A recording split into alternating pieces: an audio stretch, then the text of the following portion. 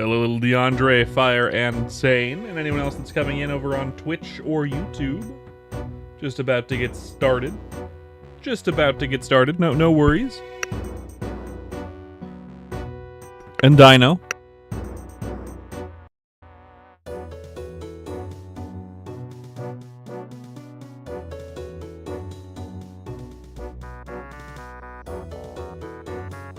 Anti-furry. Yeah, no, that happens sometimes. YouTube can kind of be a dickhead sometimes. Hello, Roy. First, your dibs. Got it. Roy was first. Sorry, guys. Sorry, everybody. Oh, shit, looks like we're having that bug again. That's unfortunate. Yep. We're having that bug again. Means I gotta fucking close the chat and reopen it. I won't be able to do the chat for a moment, guys. Sorry. Let's see. We're on... Where is it? Streamer bot. There we go. That's the guy. Oh, no. I mean, like... hello, Carla. I guess it was showing my... What? It shouldn't. I just reloaded streamer bot. See if that fixes it. Okay, and then platforms, YouTube, broadcasts, monitor. Yep, working now. Good. Good. You're gonna like and sub. Thanks, Zane. I appreciate it. Balls. Thanks, Roy. And hello, Tommy. Welcome back. And thank you, Dino.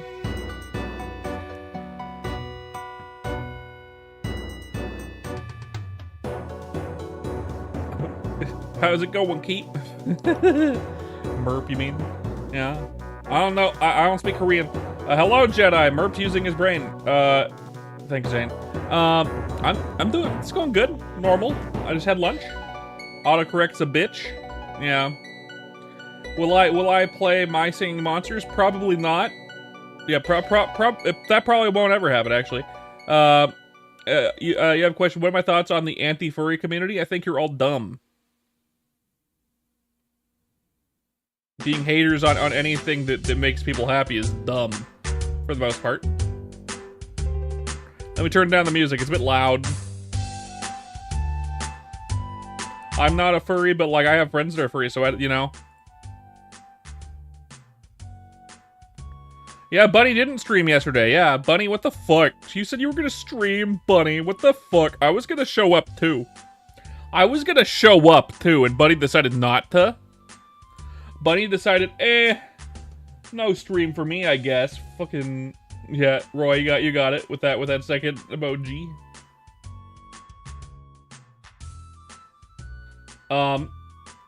Your group... I agree, most of the anti-furry community are special, but our group is working towards fixing that. I'm not going to be joining any anti-anything community. I have friends that are furries. I'm not anti-furry. Just, like, specifically. Okay? Just to be clear, I'm not anti-furry.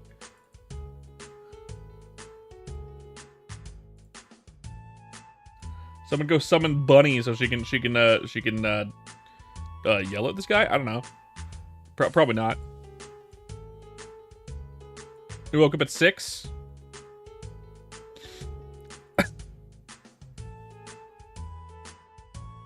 Let's see. Boop.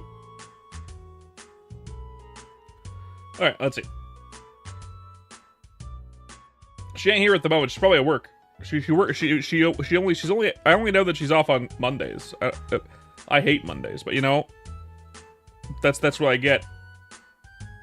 It's not easy being orange.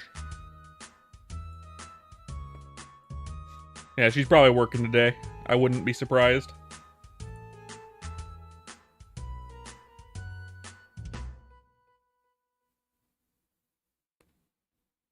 Weird. Why have that name? And why have that name? It's very polarizing, which isn't great.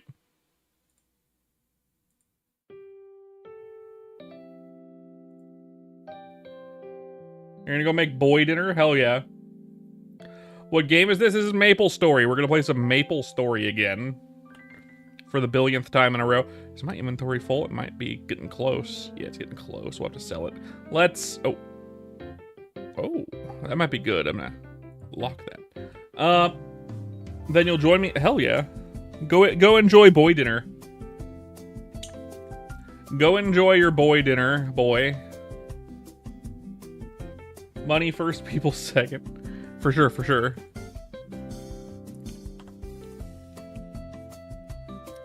Do do do do do do do do do.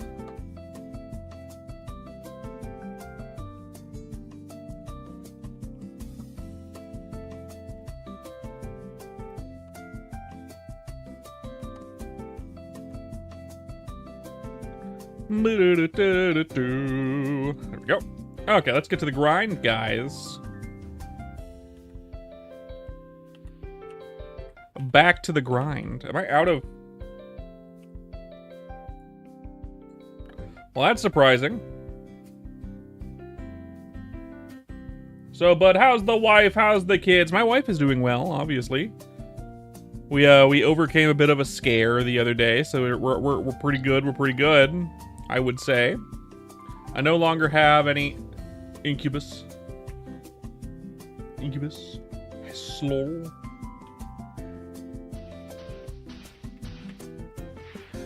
We overcame a bit of a scare yesterday. Our power went out on like one side of the house, and we figured it out without having to call an electrician. Yay! Isn't that nice?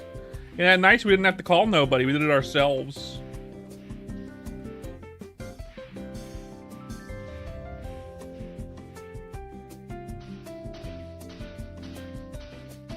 I mean, you can be, I'm sure, but I don't really want to associate with a group that uses a polarizing name like that, because that's not great. No worries, you're fine, you're fine. You can stick around if you want, but I will not be joining that group, unfortunately. Sorry. Sorry, not sorry, princess. But no, we're gonna try to get some levels in, see if we can max out our new attack skill, see if we can get maybe like level 80 today. I don't know if we're gonna get that high. Really depends on how quickly we can kill stuff. Really depends on how quickly I can kill stuff. I don't know. We'll find out. We might already be out leveled in this area just because of how quickly the duders are dying. Might need to move on to a better spot. I don't know though.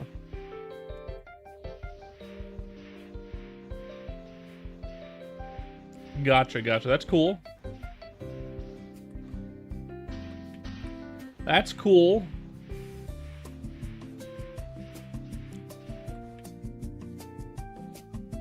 Very, very awesome. Yesterday we got to level 75 on our Marauder. So some people in the Chrono Story Discord are wondering why I play so many characters. It's mostly because I'm not a big fan of the end game yet. We need some balancing before I really get into that with the other characters. Plus, I want to play every character in the game, every class in the game. You do find it idiotic to force things on. Yeah, that's good. Hell yeah. That's a good ideology to have, for sure.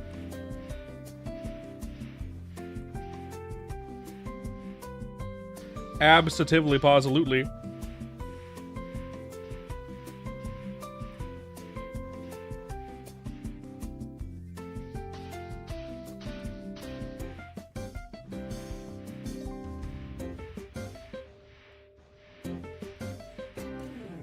You know, like Dragon Canyon, it doesn't really have anything to do with Dragon Canyon Twiz. It has to do with the fact that that party play kind of sucks, and a lot of the mostly because of hey Gunda, more Chocobo slaughter for sure.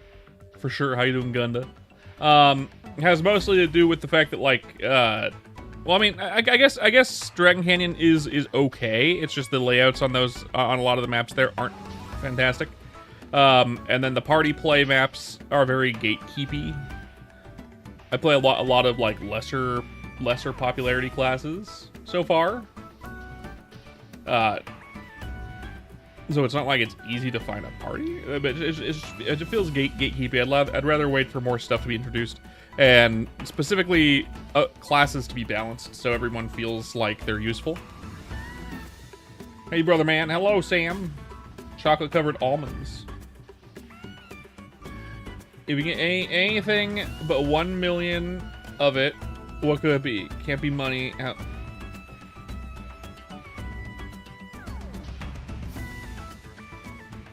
1 million of something?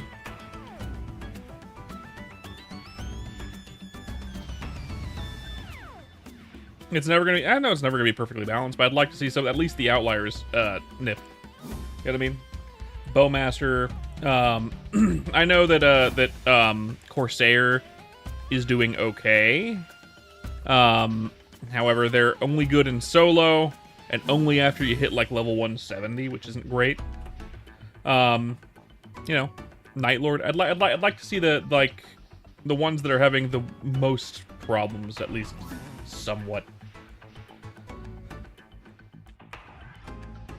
What am I getting? What? Oh, for the million of something.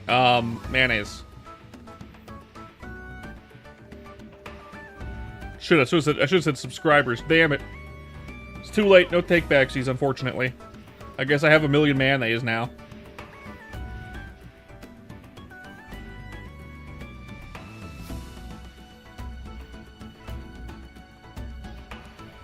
Why not?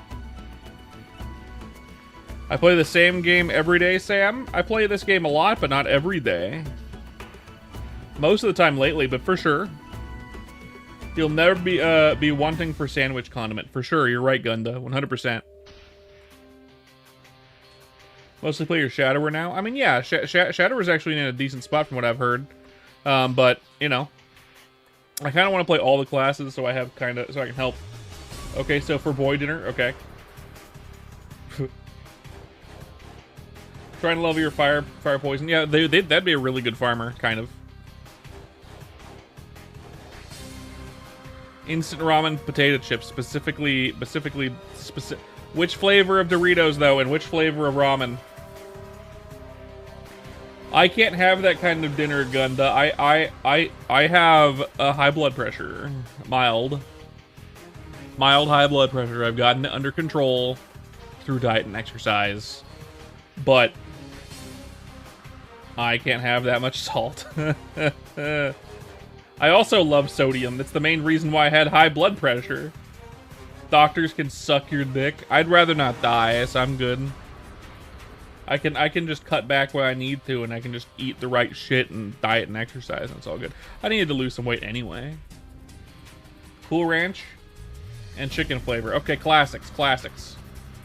Level 135, finally able to get 100 million EXP per hour. That's cool, that's cool. You want beef noodles, though? I don't know. Cool Ranch is the best flavor of Dorito. A lot of people would agree with you on that one, and I say it is one of the best flavors of Doritos, but I feel like it's a strong contender. I'm not a big fan of spicy nacho. I like I think nacho and Cool Ranch are like the goats, and then there's a strong contender in sweet and spicy chili flavor, whatever it is. Sweet chili. Yeah, sweet chili. Yeah, that one. Sweet chili. Make a mashed potatoes, steak, fries, and street corn. That's pretty good. I'm not a big fan of street corn because I don't like mayonnaise on corn. I like everything else about street corn. I just hold the mayonnaise and I'm good with it. In Korea, they had a barbecue chicken flavor that slapped your tits in the next week. Man, I haven't been to South Korea. I'll have to find this. If I ever go there, I'll have to find this. As for you're finally level 135, enabling 100 million XP per hour, Twiz. That's good. That's good.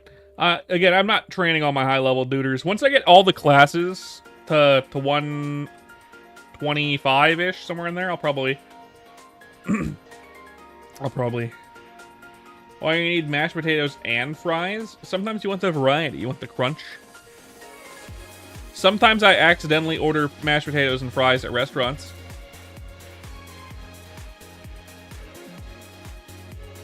Because I panic. Has anyone had that? The waiter comes up and goes, oh yeah, what do you want for your entree? And you're like, yeah, I'm gonna get this steak or whatever. And they're like, how do you want that? Medium? And they're like, what about your sides? And you're like, in your head, you're like, shit, I forgot about the sides. Give me mashed potatoes and French fries. And they're like, okay. And I'm like, fuck. I should have ordered like corn or something.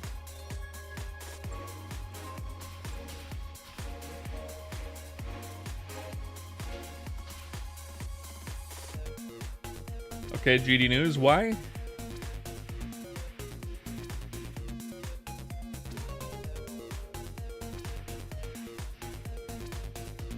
Loaded baked potato fries? I mean, obviously that'd be good.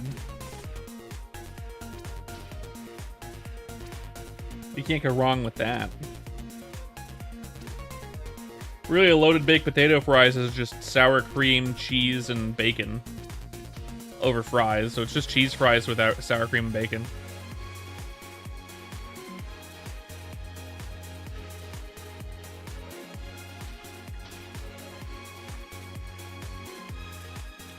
And there's nothing wrong with that whatsoever.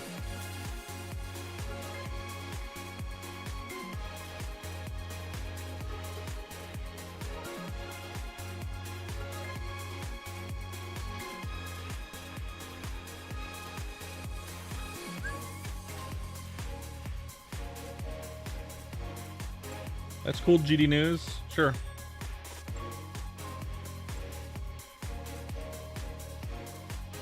Are you like 10 years old? Trying to like push boundaries in other people's chats? Like trying to get yourself banned in other people's chats? 19? Just pushing boundaries?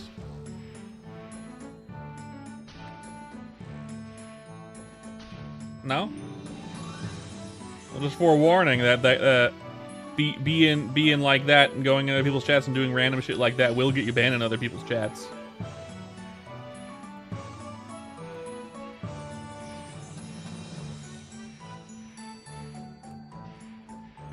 You're trying to rage bait Christians? Oh, that's so. Yeah, you are going in other people's chats, being a shitter, trying to get yourself banned.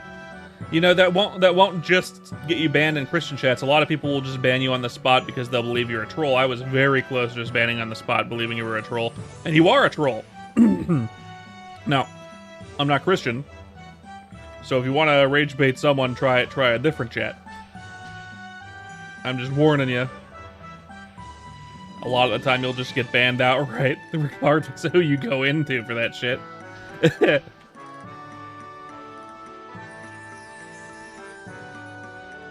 Boy short is for boyfriend. What?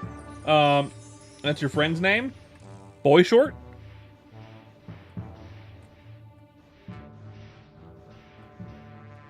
Don't rage bait my friend. Thanks, Gunda. Appreciate it. Boy short Flauterry. The world is very homophobic. I feel like most people don't care.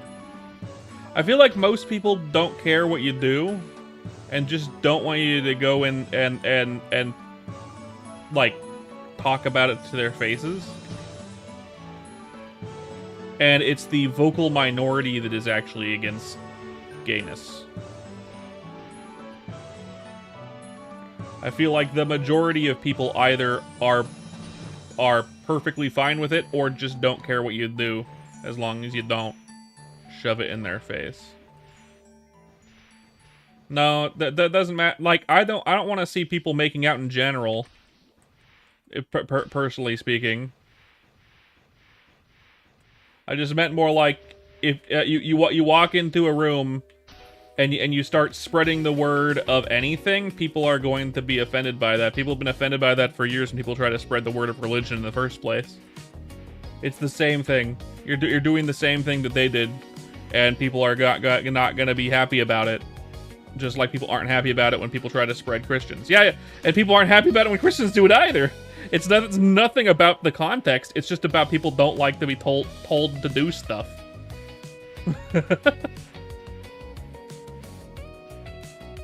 You're doing the same thing. It's ass backwards. What if you're spreading peanut butter over toast? That's different. That's different. That's different. Come into the room that I'm in and spread peanut butter all over me anytime. I'm okay with it. Yeah. I have no problem with that. I think the majority of people wouldn't have a problem with that. You're doing the same thing, that's the point? Yeah, but you're not just annoying Christians, you're annoying everybody. You're doing what Christians are doing. Sussy as fuck stream. I have no idea what we're talking about, Galaxy. I'm just speaking my truth.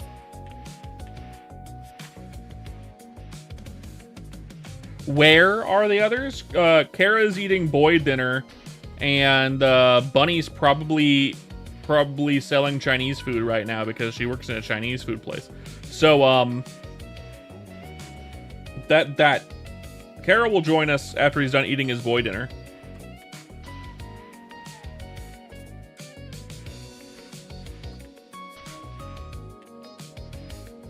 I want to spread the word of the dangers of breaking your legs. So I'm gonna go ahead and break break people's legs to let them know that breaking your legs sucks.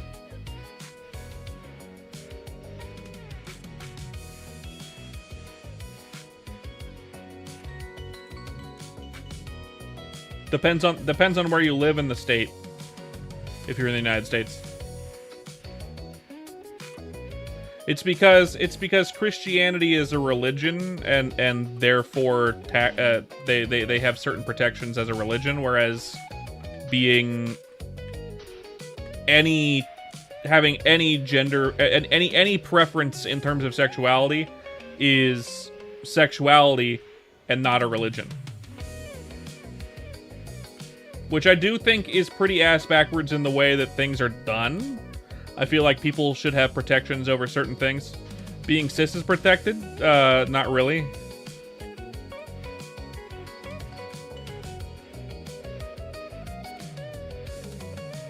Not really. I mean, like, there are things that are, like... I'm not going to go into that particular topic. But not really. Of course there are bigoted people, but I mean, like, regardless. Commonwealth of Independent States? For sure, exactly. You got it. How'd you know, Gunda?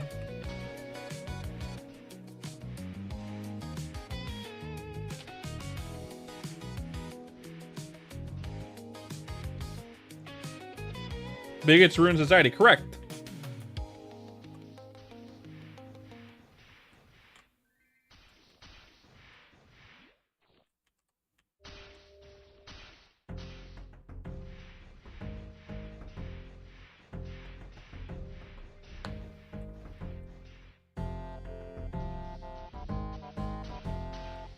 You don't think all short boys have partners? So that so you guess it's just a boy? Is a boy short for boyfriend, or just a boy?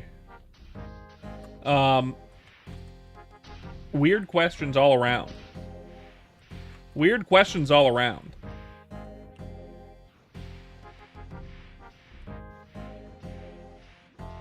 About the word? I'm confused.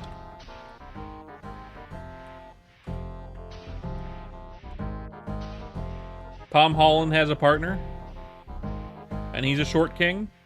Kara has a partner, and he's like 2 feet tall. So surprises me very much so as well. He is someone's little pog champ after all.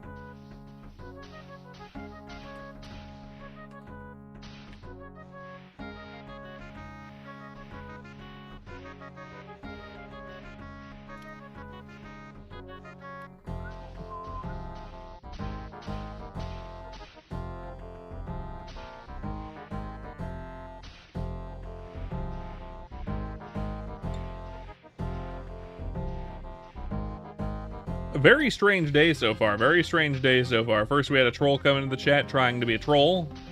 Unfortunately, I'm not a Christian. I mean, like, as you can tell by me being a VTuber on the internet, I'm probably not the target audience he's looking for to rage bait. Like, not the target audience for a troll. At least that particular brand of troll. Very strange. If I could be a hero, who will you be, and who is your wife in the story? My wife's my wife. And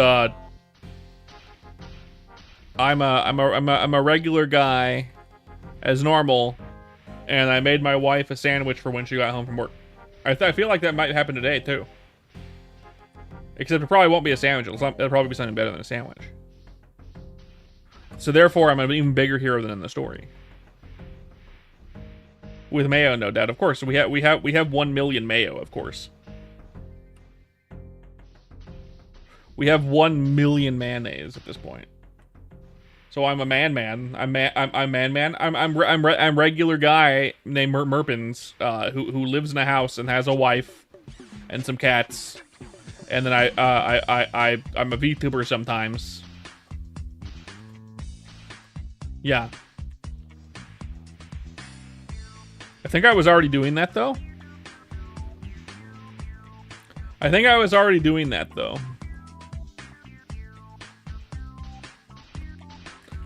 Oh no, it's a bird, it's a plane. No, it's just a guy.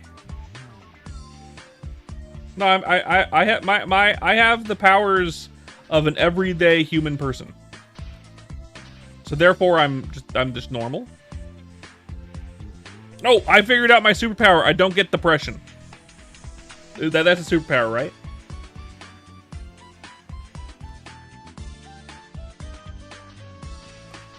In this day and age, that's definitely a superpower, I think. That's a bad superpower, not getting depression?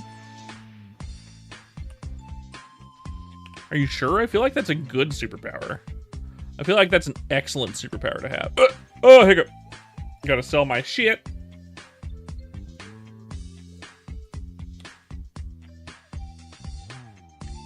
Oh my god, someone catch him, he can't get depression.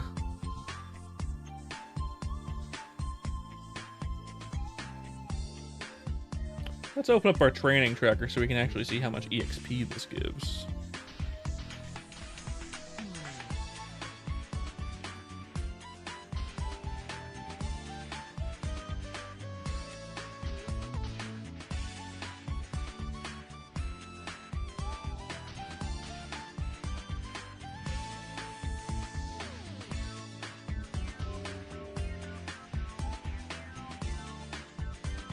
About 5 mil.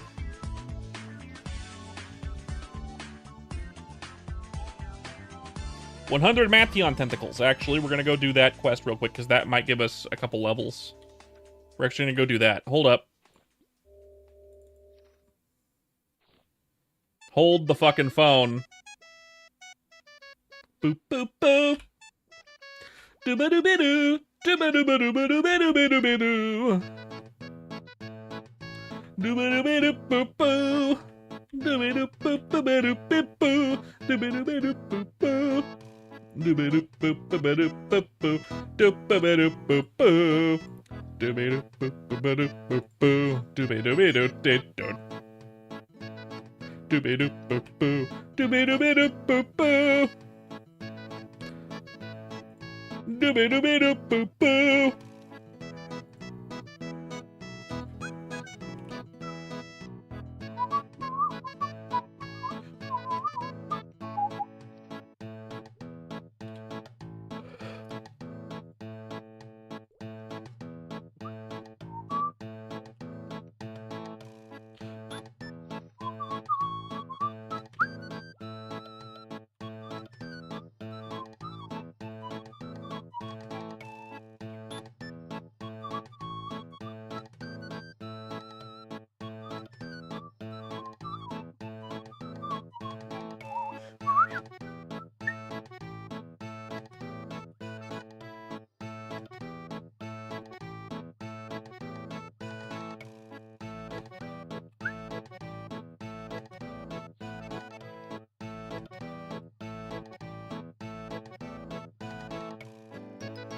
Dooby-doo-boo-boo, dooby-dooby-doo-doo-doo.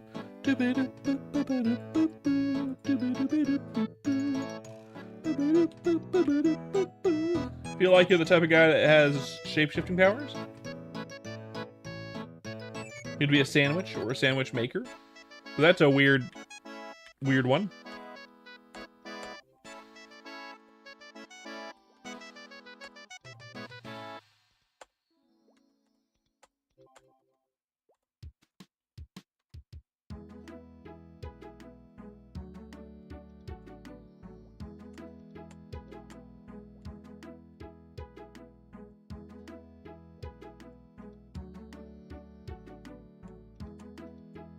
I don't have 500 this time. I only have 71. So we got to kill a bunch of Madions. But that'll get us another level. We got written 2 levels from this easy. What an easy 2 levels this is, actually. Sandwich artist, for sure, for sure. How'd you know? How'd you know that I'm an artist for sandwiches? Oh yeah, we also have a bunch of shit that we can use. We have just so much shit we can use right now. We're gonna go use it. We got this thing. Burpins, right? Some burpins. Yep. Brown work gloves. See, these are 8 attack. Well, let's see if we can make some 12 or 14 attack work gloves. It's not going to happen. That ain't going to happen, but we can give it a try. 13 cape for defense. No thanks. Cape for defense. I don't need these at all. Why would I need these? 8. Cloth for attack. I don't need that either. Sandwiches are art for sure. Work of fart. Work of sandwich. Earring dex 10%, though. I don't need those. Earring int 10% as well. Don't need those. Earring luck 14 of those. Don't need those at all either. Glove defense. Not what we're looking for. Glove defense as well. 13 of these. Knuckler accuracy.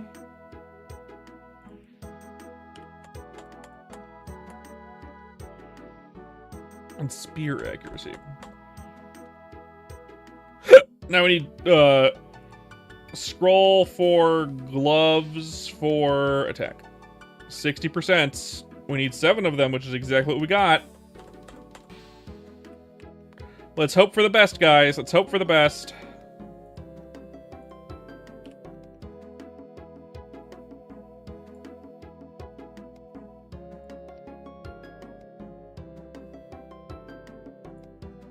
One, 2, 3, 4, 5, 6, 7. I didn't actually see any of those. I covered my screen. And we got 4, and they're garbage. Excellent. Instant garbage. We needed at least 5. Can you I can believe it. My luck with this game is so bad, I can totally believe it. They're worse than my current gloves. They're so bad I can just drop them. In fact, I'm just gonna... Here you go. Gone forever. Fucking 30 seconds of work to want a Korean maple story. Yeah. It is what it is. Can't do nothing about it. I was hoping for something good. I haven't had a good scrolling session in a while. We haven't had any good scrolling sessions in a good long while. Back it up. Back it up. Back it up. All right.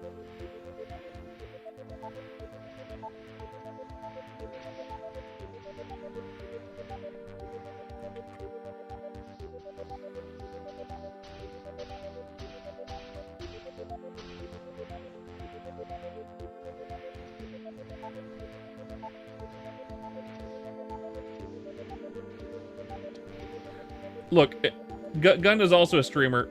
Kids who come in and ask for shoutouts, or anyone that comes in and asks for a shoutout, that's very common to just ignore. In fact, I will basically ignore anyone who comes in and asks for a shout out. It doesn't matter what the shout out's for.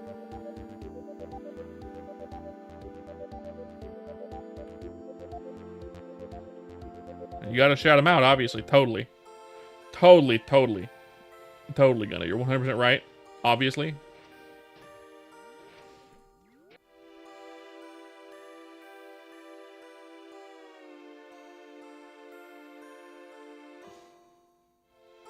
UPS. United Postal Service.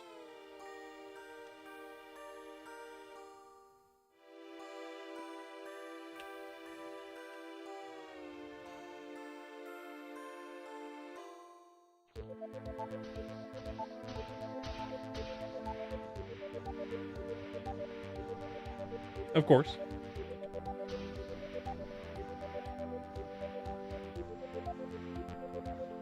The Postal Service? My wife used to work at UPS. Now she works at the USPS as a mailman. My wife is now a mailman. Ah!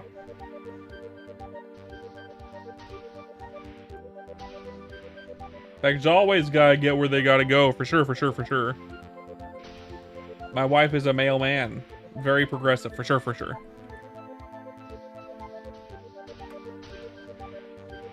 My wife identifies as male/man.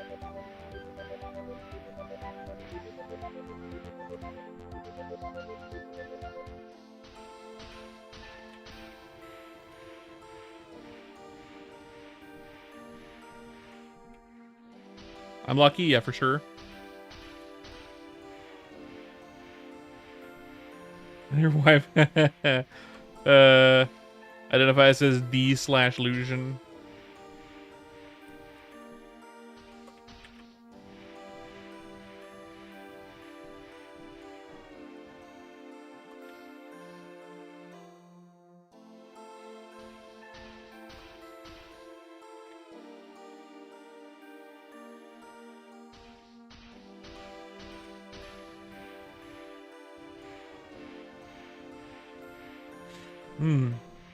We're trying to get a bunch of calamari here.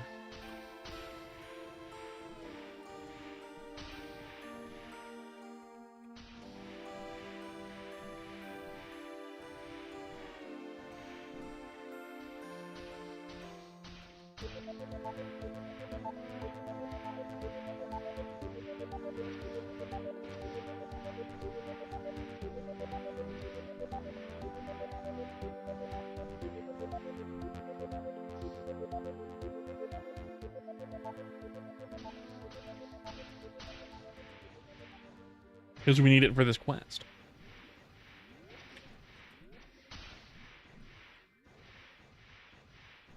Of course, Tommy, of course. I'll let Bunny know if I see her. She probably won't pop in today because she's working, but...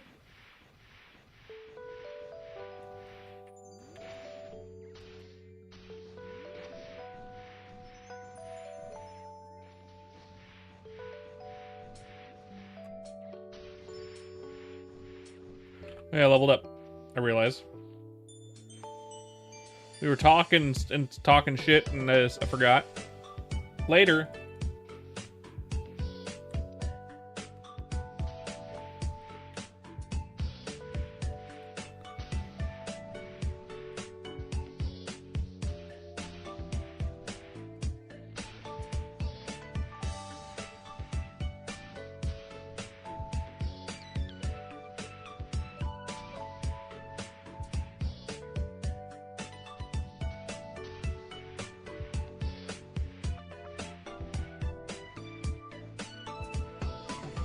We're about halfway there, halfway done with this quest. Bet I already had some tentacles.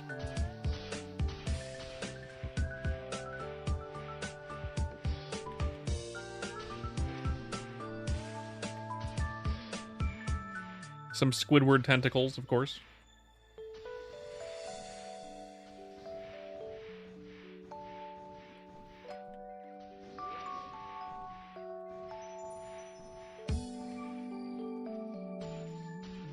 Hey, Hatch, how you doing? How you doing, Hatch? That's why we love And our Raindrop. dog. Love you, babe. Love you, babe. Love, babe. Pretty good? Pretty good? Hell yeah. He's doing pretty good. Heck yeah. We're getting our Marauder on today.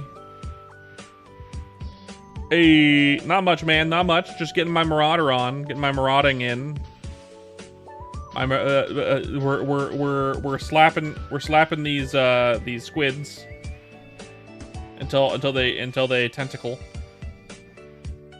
Embossing since this morning.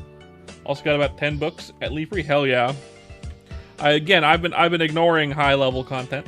What class is this? This is Marauder. This would be a pirate. This is not a Corsair. This is the other one. This Brawler. Marauder / Buccaneer / Brawler.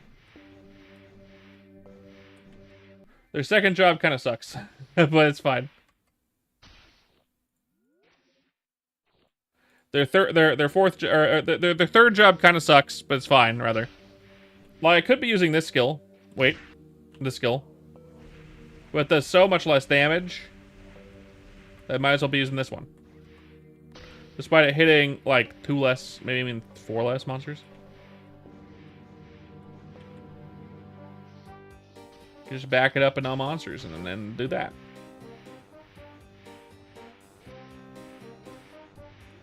Been slacking a bit. What are you playing again, Raindrop? I forgot. Remind me, I forgot.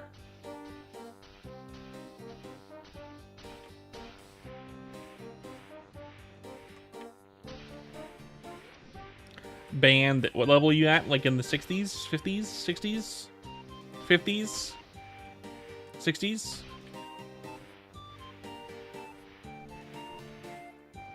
And what have you been playing, Hatch? I know your original account is still currently banned. Bandit is a great choice. I'll be making a bandit once we get more character slots. I'm making it on my main account because I have a really good thing. Noise, Raindrop, noise. Noise. Hello. How are you enjoying Hero, by the way? Bandit 4th job is pretty cool too. I really like their single target attack skill, and I think their mobbing skill is okay. I just really like their single attack skill, and then also their mobbing skills that cause explosions. Otherwise, it's like, eh.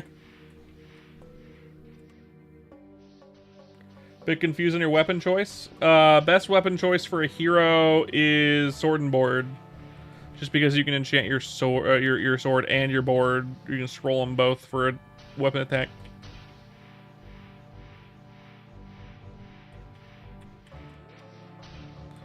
It's because you can scroll the shield with weapon attack 60%. So you can get a shield to get 14 weapon attack if you get lucky.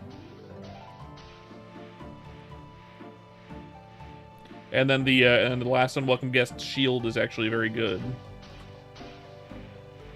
It also gives accuracy, I think. I don't know if it's necessary, but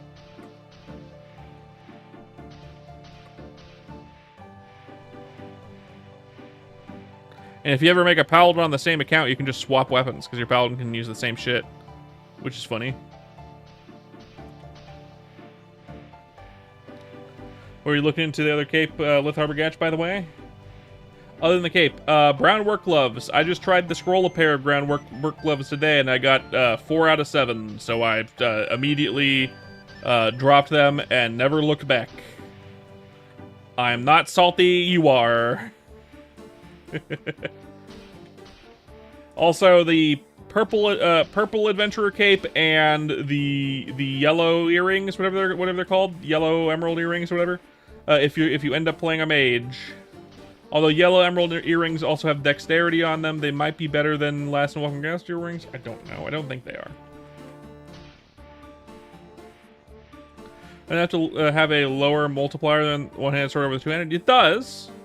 However, the amount of attack power and speed makes up for it. He did set up the multiplier, yes.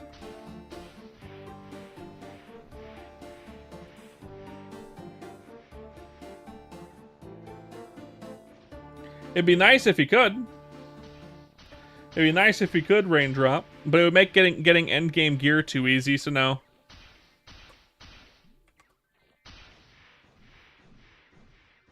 Well, no, it's just like if you're planning on making a mage on your account, I'd recommend going for the purple cape eventually.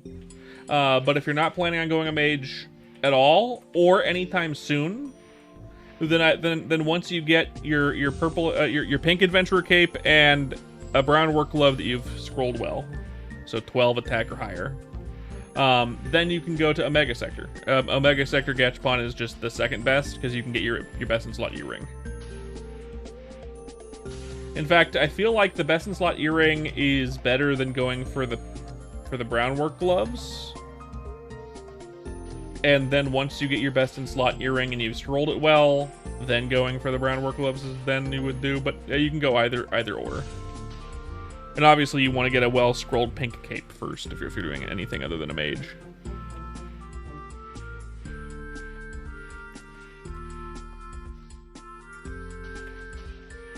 But mages use either the purple or the yellow, depending. Because the yellow has most slots. There we go. I mean, add this map just in case. I have to come back. I think this is the last one. There might be one that requires 600 tentacles. Maybe I forget. So you can reroll stats, but there's no like reversing scroll times. Correct? Yeah. Not yet. We're hoping for like white scrolls or whatever, but. Yep, that was it.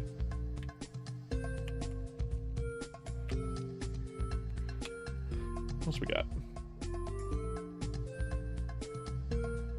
Yeti and Pepe's?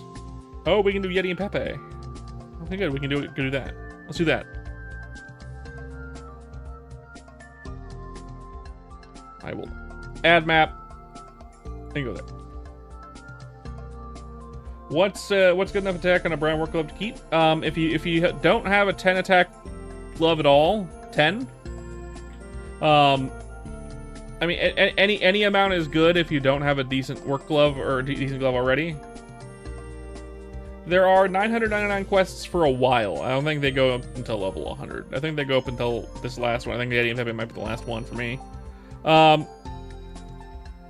But only recently did they go this high.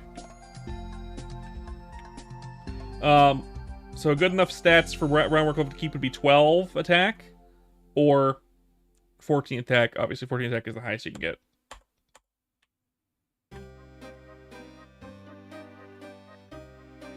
Add map. Boop boop boop boop boop boop boop boop. Ice Valley too, I think. I do. You could do 30%. It makes so you need to succeed less. But I'd only use 30% if I was brain dead. If I had enough pairs of brown work gloves to actually facilitate using those.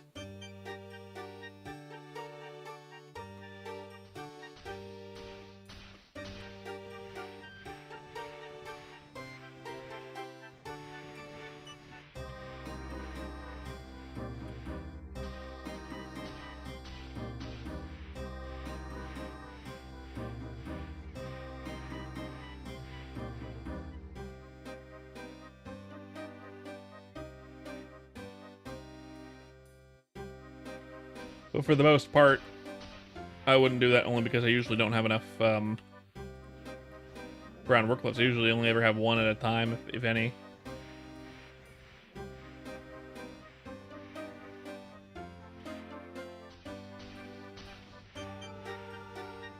You have 2 more chances left. You're at 8 attack.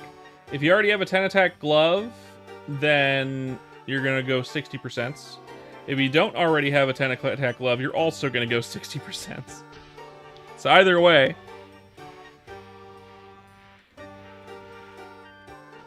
Remember, you miss any chances you don't take. Gambler's fallacy.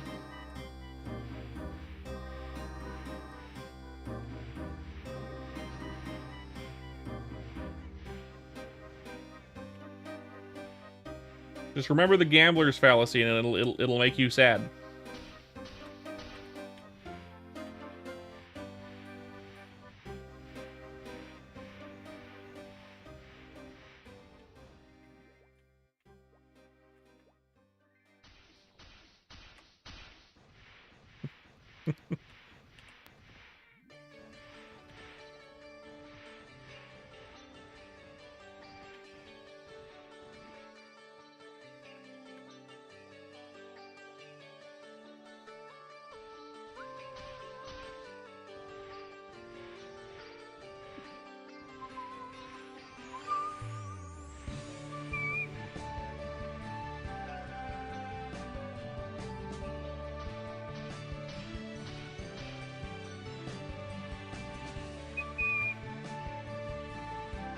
Oh, you can't wait to get your first brown work glove so you can throw 7 60% on it and watch as it only goes, you only get 3 out of the 7. Yeah, I mean, I love it when that happens. It happens every time too, which is weird.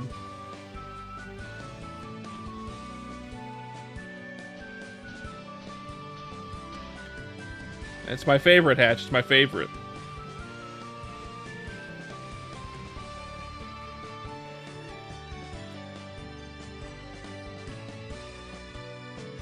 I fucking love it when that happens. Makes me so fucking happy.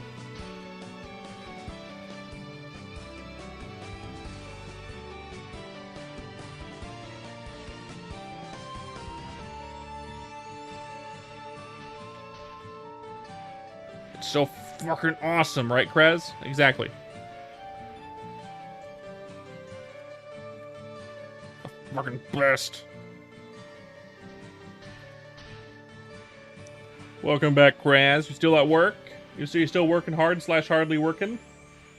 It is like a little past noon, almost 1. So you saw someone with a 16 attack the other day? Well, that person, is a fucking cheater. Yeah. Working while hard? Sorry, Kraz. We have to fire you, Kraz. We have to fire you. Working hard again, Kraz. Yeah, we have to fire you, Kraz.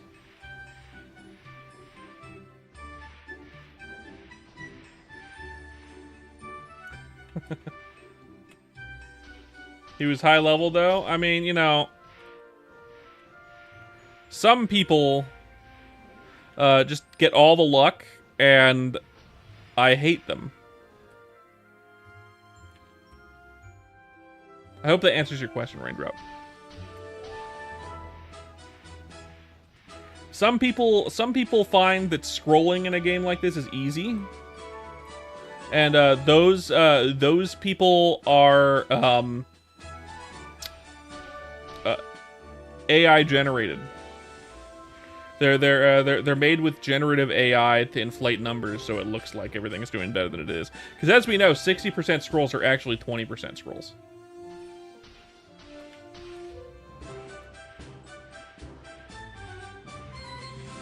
That's just I'm just speaking facts at this point, okay?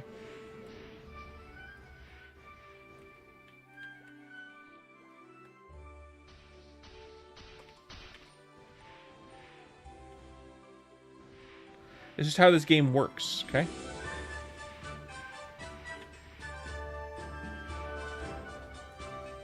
Dude, I feel like the fucking spawn rate's really high right now. What the fuck?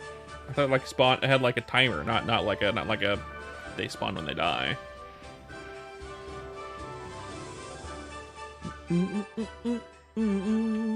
Or not. Maybe I'm... Oh, no. Yeah. There you go.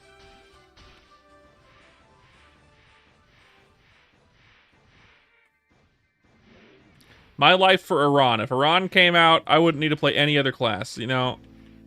This is how it is. Oh no, I'm gonna play it for the viewership.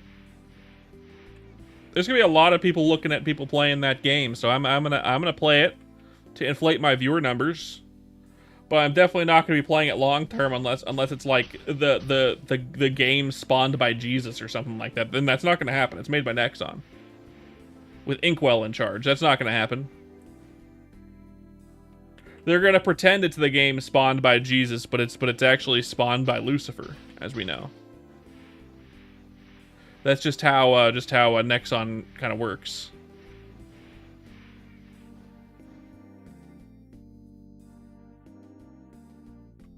There's a bunch of reasons. I don't trust. Chrono Story has a lot of changes to the game itself that makes it more fun, in my opinion. One of these changes is the leveling speed, but one of the changes is balancing. So like the balancing is good because it's done by people that actually listen to the community, Bote and Vaft.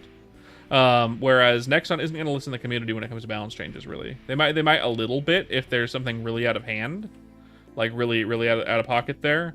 But they're not going to be listening to the players to really make any specific choices. They're going to be doing stuff that they think is good for the game because they're the devs and they're the ones in charge. And fuck you. The other reason is leveling speed. So leveling speed here is 2x EXP. There, it's more like 0.8. Keep in mind, getting to level 10 took a couple days. Getting to level 30 will probably take an average player playing a couple hours a day, if you even play that much, you know, months. And level 70 for most people isn't going to be possible.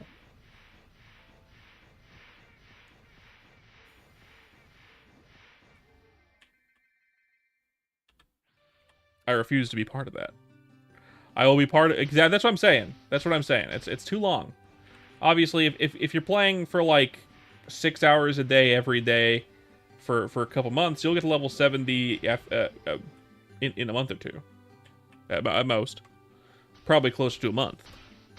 But that's still a lot of fucking sunken time. Hello, Carla. Speaking of sunken time, what's up, man? What? Huh? Hi. Are you? Ow. Sunken time? Yeah. I don't know. Am I? No. We were talking about Maple Story Classic World when the Nexon property is going to come out, and why I think it's not going to be good. It really just... Well, you never are, so... I wasn't talking about me, I was talking about Nexon. Doesn't matter. It's still going to be bad. Of course it's going to be bad. It's Nexon. You talked to me about this like I even played. Hey, Graz. Nexon is the company that made Maple Story to begin with, and that owned Maple Story after it was made. They bought it, and it's they're not good. They've never been good. They've only ever made. That's what happens when companies get bought out. Yeah, the original devs behind the team sold it. Which is unfortunate. I mean, like, I guess, but I mean, whatever. It wouldn't be the game it is today if it wasn't for that for that sale. I kind of wish it wasn't the game that it is today, but you know, what are you gonna do? Yeah. So how are you? How are you, friendo? Boy lunch was good. I am filled with sodium. Oh, do you feel it vibrating in your soul? What's that song?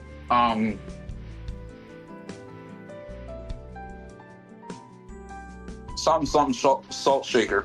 That's about the best way I could describe it. So you feel like a living salt shaker. Got it. Yeah. That's about right. That's about also, how I think Jay might have inspired me because I ended up drinking soy sauce. It almost sounded like you would say I ended up drinking poison. Poison, probably. Yeah. Almost definitely, actually. Well, Shay inspired me. I have started drinking soy sauce. I have become infected. Shay drinks straight soy sauce? Shay drinks a lot of things. I mean, we're talking about the person who drinks Wingstop Ranch. I mean, it is good ranch. I've heard. It is good ranch, but they also drink other various assortment of things. I don't believe them when they say this, even though employees that work there say this is exactly how it's made. But they say it's just just homemade Hidden Valley Ranch. Mm-hmm. Like actually like Hidden Valley Ranch packets. Yep. I feel like there's something else to it. That can't be it. No, I've made Hidden Valley Ranch from the packets at home, and it does not taste like that. It's because they put more than just that and like mayo together. Yeah, they've got to be adding a couple other spices of some kind and just not telling Yeah, people. yeah. They've got to be. There's no fucking way. Even if that's the base and they can legally say, yeah, this is how we make it, and the employees say, yeah, that's how they make it, I feel like they're not telling us something, and that something is they're adding something else to it, I swear to fuck. Mm.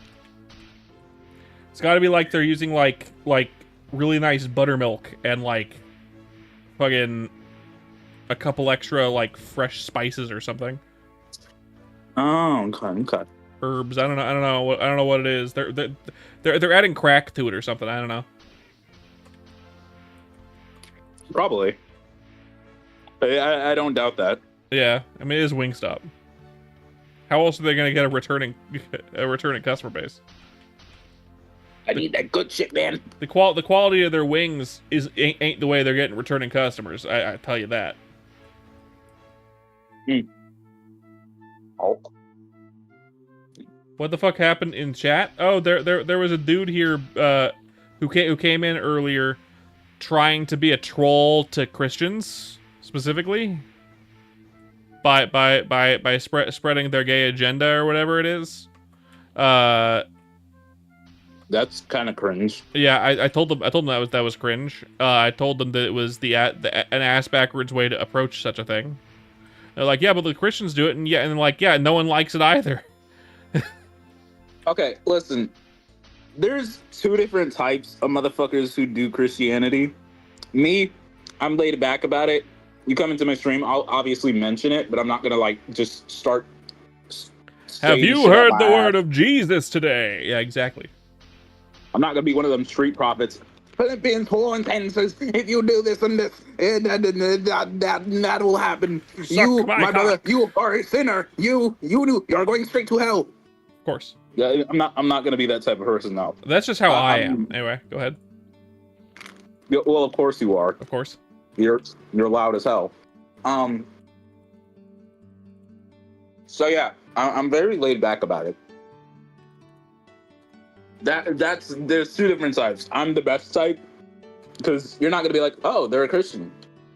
Right. I'm not gonna be like, oh, it's obvious they're a Christian. No, I'm gonna be like, hey, I love Jesus, but I'm not gonna shove it down your throat. If you don't suck my balls, you're going to hell. Exactly, Prez. He'll be a Catholic priest. No, let's not go there. I'm sorry. I have to make the joke. You left it right there. I left it there. I left it there on the table on purpose. On purpose. On purpose. Yeah, exactly. It's like the smoking. It's like when the show introduces the gun in the first episode, they have to use it before the end of the episode. I just wasn't expecting it to happen immediately. In fact, I was hoping it wouldn't happen immediately. Yeah. You did that prematurely, my friend. You did that prematurely. Prematurely, yeah, sure. Anyways, yeah. But no, literally, I'm not even gonna be that like crazy about it. I'm just gonna be like, oh, okay. Yeah. Yep. Yeah, Jesus is cool, man. You should try it out. Unless you don't want it, but Jesus is cool. Yeah. Stick it in your ass. I mean, okay. Sure. And I've said this multiple times on your streams, as I'm very devout in my faith. I understand. So yeah, I'm not gonna be like all crazy about it and stuff, but like yeah, definitely. Exactly. Really. It's like when I say stick Jesus up your ass, it doesn't offend you, which is great. It doesn't offend me because I hear so much bullshit about this already. Excellent. It's literally not. It's like not even 90. It's like maybe 40% of your humor. I would I'm call it. I would call it less of my humor per se, and just more of my memeing, if anything. Yeah, I probably. wouldn't call it my humor. My real sense of humor. When I say something funny, it's actually funny. When I say stuff like that, it's like I'm doing it because I want to do it. You know what I mean? It's not there to make people laugh. It's there to make me kind of chuckle a little bit. Yeah, you used to like talking shit about people's religion and shit. I just like people. I like to tell people to suck my cock. That's it. That's about it. Sure. Suck my cock in the name of God. Les Murph says way worse shit for sure. I love talking about. To be fair, you do say crazy shit, but also to be fair, when I talk about Jesus, I'm like that one Vader meme. Yo, dudes, the Empire is kind of chill. Maybe you should like join it or something. I'm just so laid back about it. For sure. I feel like that's better. I feel like it's better. I feel like if I'm talking about religion, it's because it's been brought up in chat and someone has asked. Otherwise, I'm not bringing stated it up. that you are agnostic. Yeah. So exactly. Like if like I'm not gonna bring it up unless someone else brings it up. Generally speaking. Yeah. Yo, dudes, Christianity is pretty cool. Have you tried fitting it in your ass? Oh, dudes, Christianity's pretty chill. Maybe you should try like using it, doing it or something. I don't know. Doing it. Totally.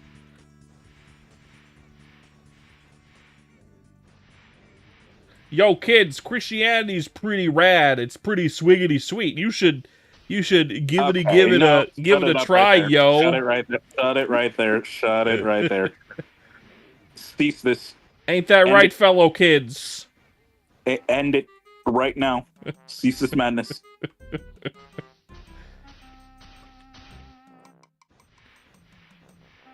I can say that wholeheartedly that Christianity is definitely not Ohio.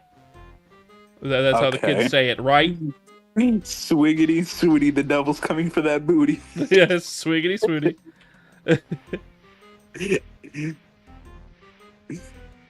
God damn it, Kraz. Why is that so perfect?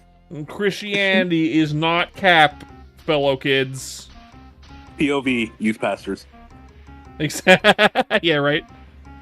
Swiggity swooty, the devil is coming for that booty.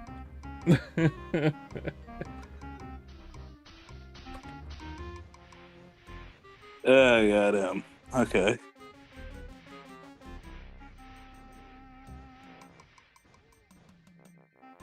We know this kind of stuff has been said before.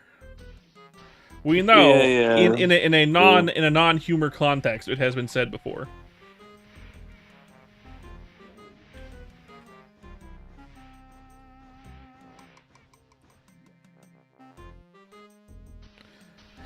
And I find it very funny. Oh, totally, for sure. Oh my god, dude. What's up? Okay, so there's this Twitter post that says, Frisk and Kara are girls, whereas Chris is the guy, and it got community noted. And all it is just a multitude of fandom.wiki Frisk pronouns. Well, has Chris said his pronouns? It's they, them. It will forever be they, them. Got it. I think, and the reason why it's they, them is because it's the player character. Well, yeah, and also non-binary. It's non-binary because of the player character. They want to Toby Fox wanted Chris it to be is literally non-binary, literally. For sure. But the reason why they're designed like that is because it's the player character. It makes it so anyone who picks up the game can feel kind of inclusive about it because Chris is they, them, and therefore they can project themselves onto them without feeling weird about it. That's the whole point of having the main character, the character that you're playing, have that particular choice, especially when they're a voiceless protagonist, for the most part. I guess. Now, it might come into play in chapters 6 and 7, but... Thank you for not saying it. I specifically put a space in between. But that remains to be seen. We don't know yet. Well, in Deltarune, we've said this multiple times. You are the soul. You are not Chris. You are the soul and you're not Chris, for sure, yes. But it still helps the player character disassociate or associate better as a character. If the main character, in a game especially like this, where that's a very where these themes are very prevalent, are where the main character doesn't have a specific, like... It's kind of like Link back in the past. No one knew if he was a boy or a girl, but then later on it just got like kind of confirmed that he was a boy. Yeah, that's it's the same, like making a character that is unambiguous, making a character that is androgynous is good. Is Chris androgynous? I feel like he wouldn't be androgynous. I feel like he's just it makes me think of like the whole boy failure, girl failure thing. You could go that way too. Either way you want to go about it. I feel like the character design is meant to be a homage to the original character design from Undertale. Just older. Just older, I suppose. If Bunny was here, they would be able to like explain this bull crap. Bunny is more eloquent with the words. She's more eloquent. She's speaky good. She used big word and she know big word good. She understand big word equal big smart. Yeah, she know word usually make smart sound. Yeah.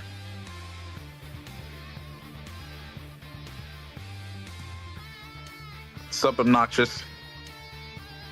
Big word good. Thanks, Prez. Yeah. Big word good. Word.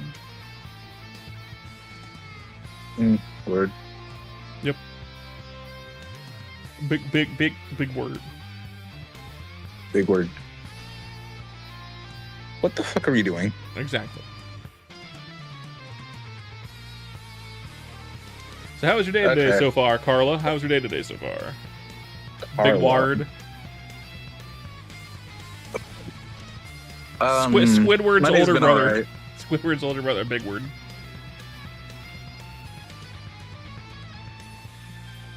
Your day's been all right. Only all right though. Only all right. Yeah. I mean, I came back from sleep study around 6.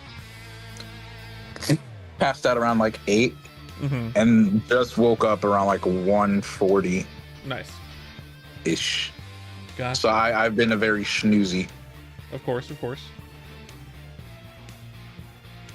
Understandable. How about you, Krez? How was your sleep study? Okay, yeah. Sure. Kill me.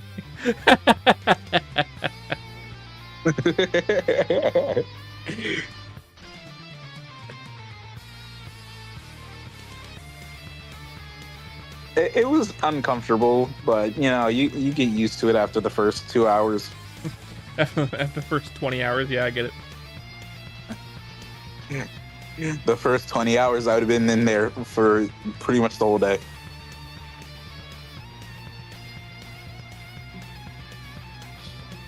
For sure. For real. No cap, for real. Merps, you are 31 years old.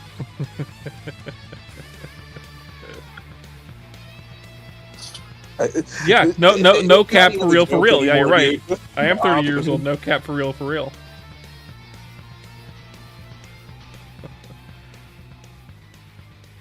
It's not even a joke anymore. Just shut the fuck up.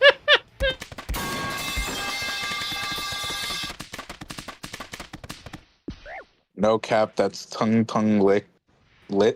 I guess some Roblox game is being sued for using the tongue secure thing. That was a while ago. It's currently ongoing. Really? Uh-huh. Dude, that feels like forever ago. Yeah, it does, doesn't it?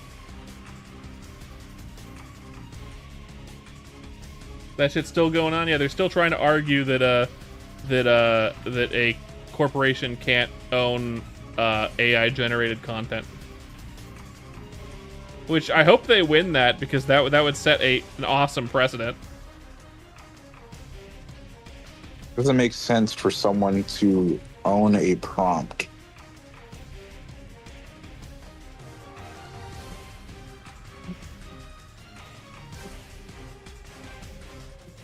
Right? Right? I feel like it's been dead for longer than that, Krez. I feel like it died on birth.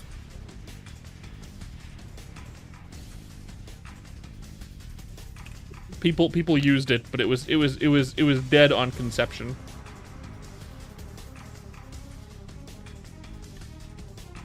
Move. There we go.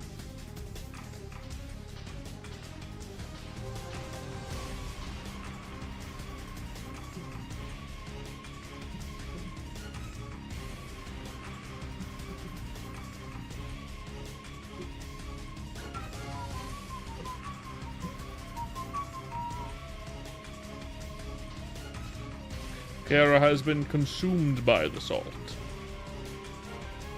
I am sodium. He is sodium. I have become sodium. Has whole Arkware evolved beyond AI shit and people started making genuine art of it? I mean, for sure, but it was still conceptually AI bullshit.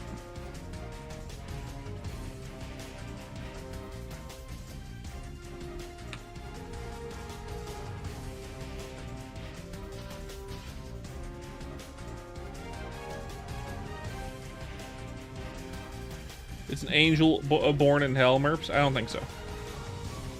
I don't think so. Gogeta reference? Maybe.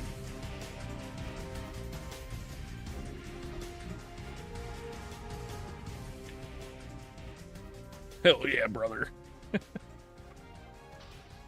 Oh yeah, brother.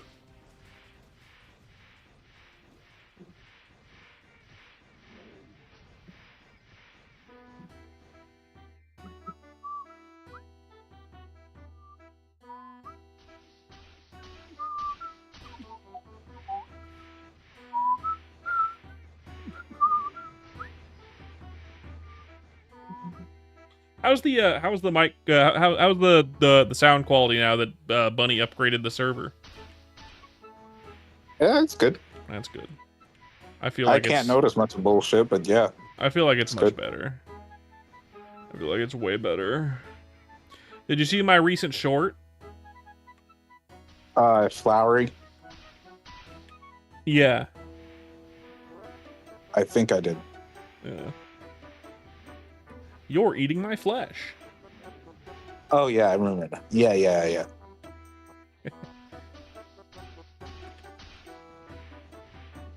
You were asleep like a sleepy chud at the time. So it was just me. Well, and I Bunny. couldn't really be on. Well, I wasn't even asleep. Again, I was doing the bullshit for my Sure. mom. For sure. One of the only times I could say I wasn't asleep. Genuinely. In my head canon, you were asleep like a Your head genuine... canon is forever always a head canon because that's all you fucking use. Exactly. For no cap, for real. I'm going to smite you.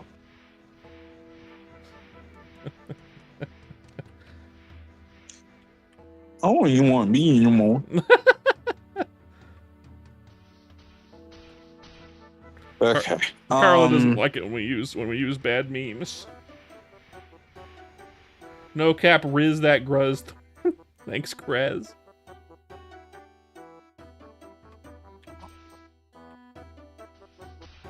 Skibbity Ohio Riz for sure.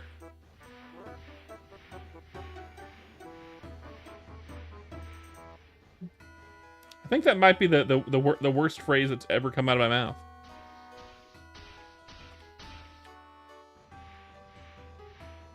No cap. I don't like you. I don't.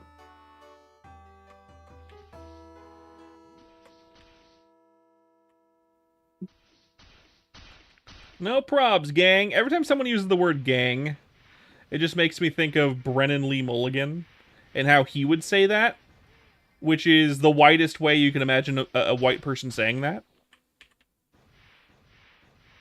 Like Fred from Scooby Doo saying it's time to split up, gang.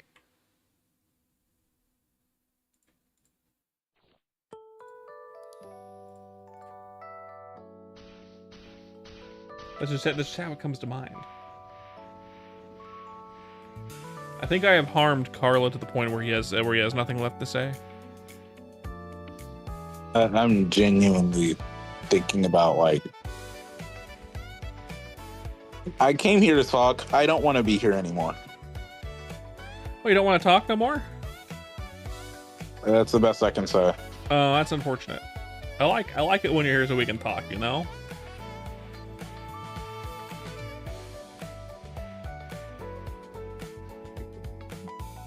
You know? But I have depleted Carla's social battery so fast. You really have. Excellent. If only Bunny was here, she would revitalize the conversation. Doubt. You're right. She would just feed on more bullshit. You're right. She'd bring up other bullshit that would drain your battery faster, like sounding or some shit. God. You know. Which I won't go into because I also dislike the concept with the entirety of my being.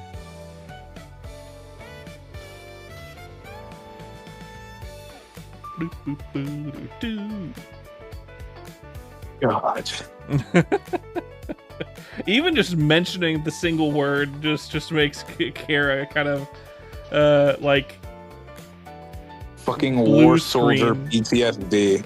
Just blue screen Kara real easy just by mentioning one word.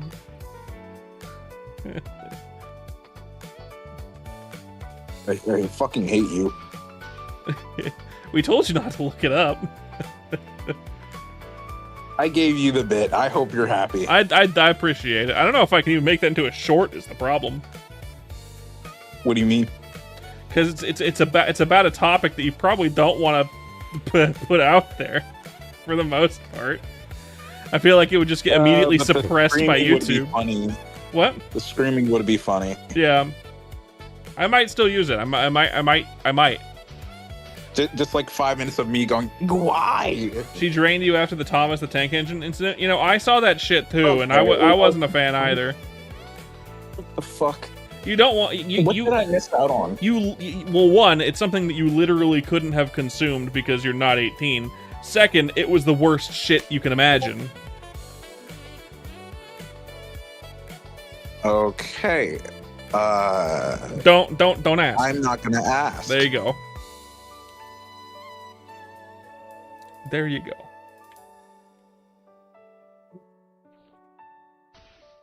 Made Kraz want to die, yeah. Kraz wanted to die. I'm sure your inbox is going to be flooded with the worst stuff you can imagine the moment you turn 18 by Bunny. I am. Yeah, no, they Bunny knows my birth date. Yeah.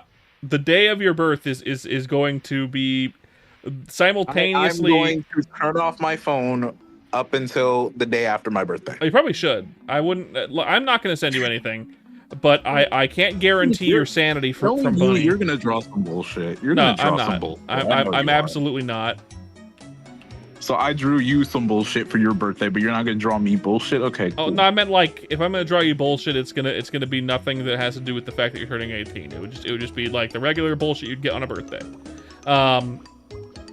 Bunny, on the other hand, you know, just like art of you sunning your butthole or some shit. You know what I mean? Ew. You know, I wouldn't be surprised. Dude, you know what? Fucking hell, man. I feel like she's gonna flood my DMs full of straight bullshit. Oh, you're gonna And see then afterwards, you're gonna see the worst birthday drawing. You're gonna see the worst Thomas the Tank Engine image you've ever seen in your life. That's what's gonna happen on your birthday. I swear. The thing is, it's gonna be like, I feel like what she's gonna do is just she's gonna flood my inbox full of the most degenerate bullshit. Yeah, all of the Ed, Ed and Eddie Yowie. Let's see. Straight Transformers porn. Although that might be Kraz sending that to you. I don't know.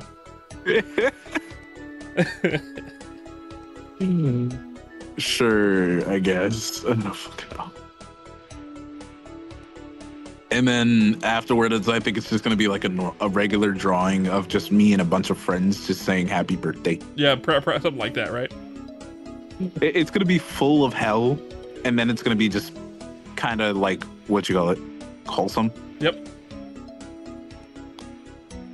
It's like like a birthday card where the cover is super wholesome and the inside just is unspeakable horrors. You know what I mean? Donald Trump in a diaper. Worse. I can't imagine it'd be that tame. Sure.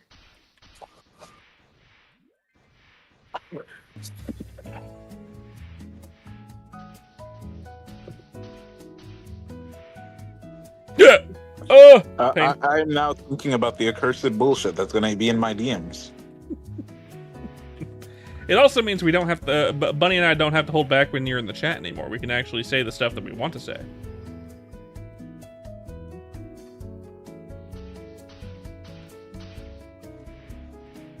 And to be fair, it isn't that much different. It's just no longer PG. I think Bunny's just gonna be the same as they've ever been. Yeah, for sure. But we've had conversations about things that we haven't had conversation with you in the chat. Without you in the chat, and Kraz can attest to this because he wanted to die from this particular chat. As he just said a moment ago, there have been unspeakable horrors that I'd rather have not seen. Yeah, for sure. And you'll be part of them next time. Oh, there's Link. There's Linkle Stinkle. Hey, Link, how you doing? Hey, Link. Hello. We're seeing you here. Fancy meeting you here. Come here often. We're seeing this boy here. Yeah. I might peruse. Peruse. He is he's here for a quick little peruse, a little look around. Looks like it. In the coffers. He's been in the coffin. Merp, he isn't even on stream. I can see that. He's on the short side. But I'm on the short side, not on the horizontal side. I realize it's because he hasn't been here in a million years, so let's fix that. Well, true, but yeah. Do I have you here? I do not, so for some reason. Let's plug you in, Linkle Stinkle. How you feeling today, friendo? I am good. Good. It's been a long day. I see. Long work day, friend. What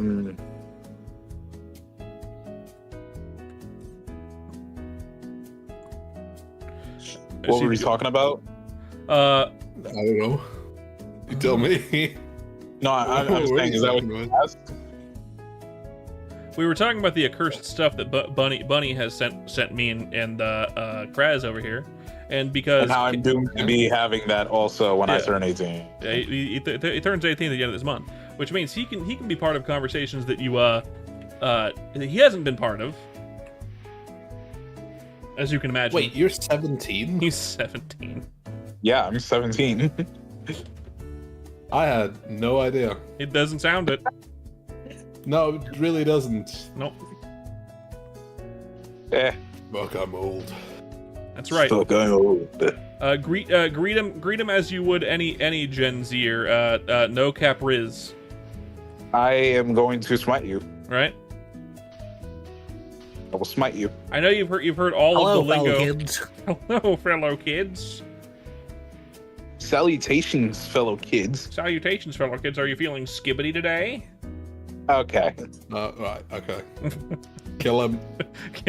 Smite him now. It's no worse than what you've heard from Jost on a daily basis. That's a whole other level of suffering. Skibidi tongue, my Sigma. Thanks, Kraz. I appreciate it. I don't like it. I fucking hate it. Like, every time I hear it, like I can't count to 10 anymore because of this generation. You know exactly why, too. I blame Gen Alpha. It is. I mean, it's both. I'm not gonna say our brain rot was any superior, but still. I mean, we had what? The lol so random humor. Which is equally cringe, Yeah. but you know. Obviously, RAR XD tacos are the schmexiest food. Ooh woo. That would Since Bunny's not here, I'll do it. that would be us. That would be us. Link. That'd be us. Here, I swear to God, you know, fuck it, I don't care anymore. It's his nuzzles pounces on you, ooh, you so warm. Couldn't help but notice dribbles from across the floor. It's nuzzles your necky wecky and so. The fact that you memorized this, you absolute chud. I blame Bunny. The amount of time she's uttered this crap. Yeah, well, you know, I kind of tune it out. The fact that you don't is crazy. You get used to it. You just eventually tune it out. Yeah. Yeah, I've had the same with the jokes. It's normal now. I just tune out. Yeah, I'm It's sure. normal now. God damn it, says Kraz. Yeah, Kraz is not happy about that. She shouldn't be. I know I'm not. Let me see if I can turn Link's volume up here. You're a little low. I am greatly displeased. Always. Even mastermind. Excuse me. Well, at least we'll probably get used to things Bunny says whenever we fucking do D&D or... It looks like it'll, that's gonna happen every 3 minutes. maybe. It looks like it'll be on either Mondays or Wednesdays. We'll find out. Probably. Yeah. Judging by what it looks like everyone can do. Now we gotta figure out. Free due to being unemployed. Now we gotta do a second poll of Mondays or Wednesdays, and then a poll for a time frame, or at least a start time. Yippee. Yo, let me do that. Just do the Mondays or Wednesdays. We can do the start time once we figured out which one. Yeah, that's what I'm doing. That's what I'm doing. You fuck. Poll. And fucking dweeb. And do the poll as which one is better for you. Pick one, and then do Mondays or Wednesdays. We don't want people to pick more than one. For that Wednesday. I gotta remember how to spell Wednesday. Wednesday. Wednesday. Yeah. Wednesday. Wednesday. Yeah.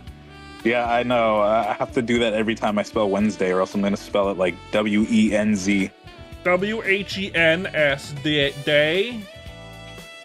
Wednesday. Wednesday. Wednesday. Wednesday.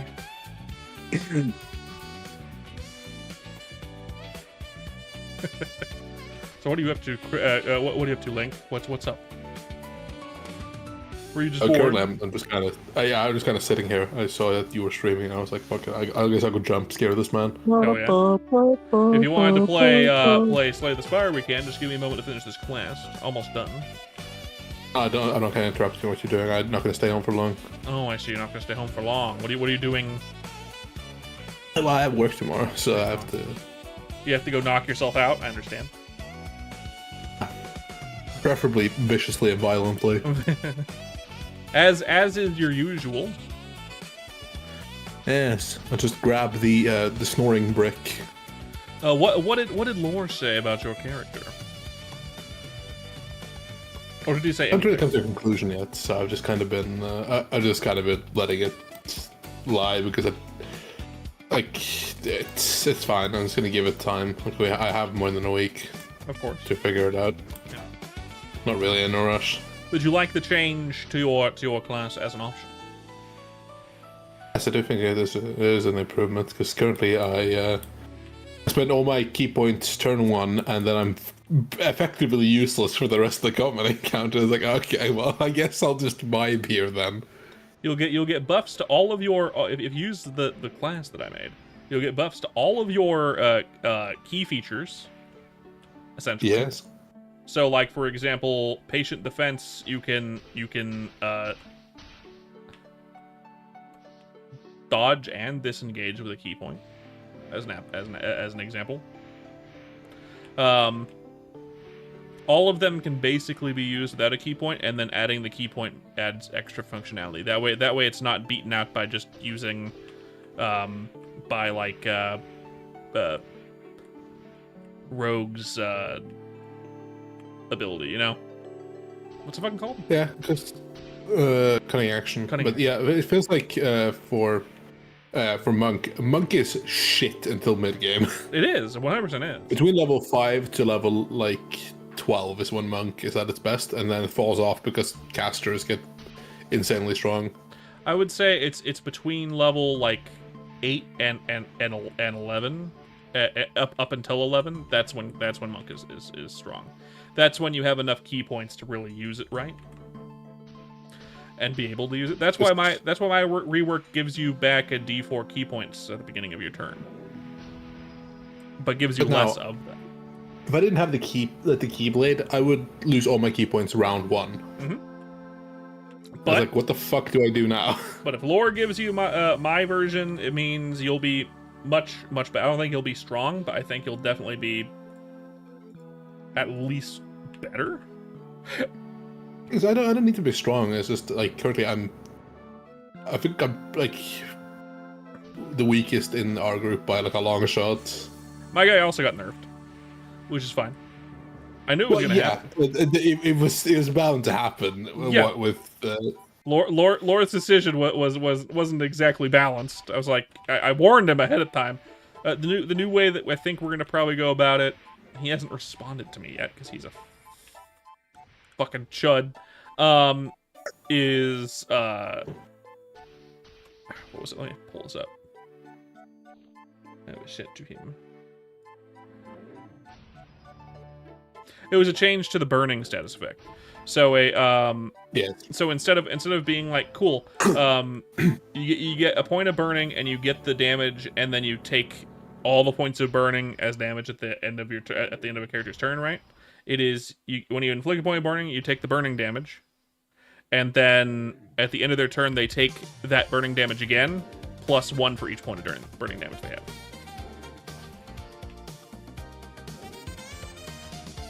So instead of being like, cool, I have 7 points of burning on you. Here's 7d8 damage. Now you're taking 1d8 plus 7 damage.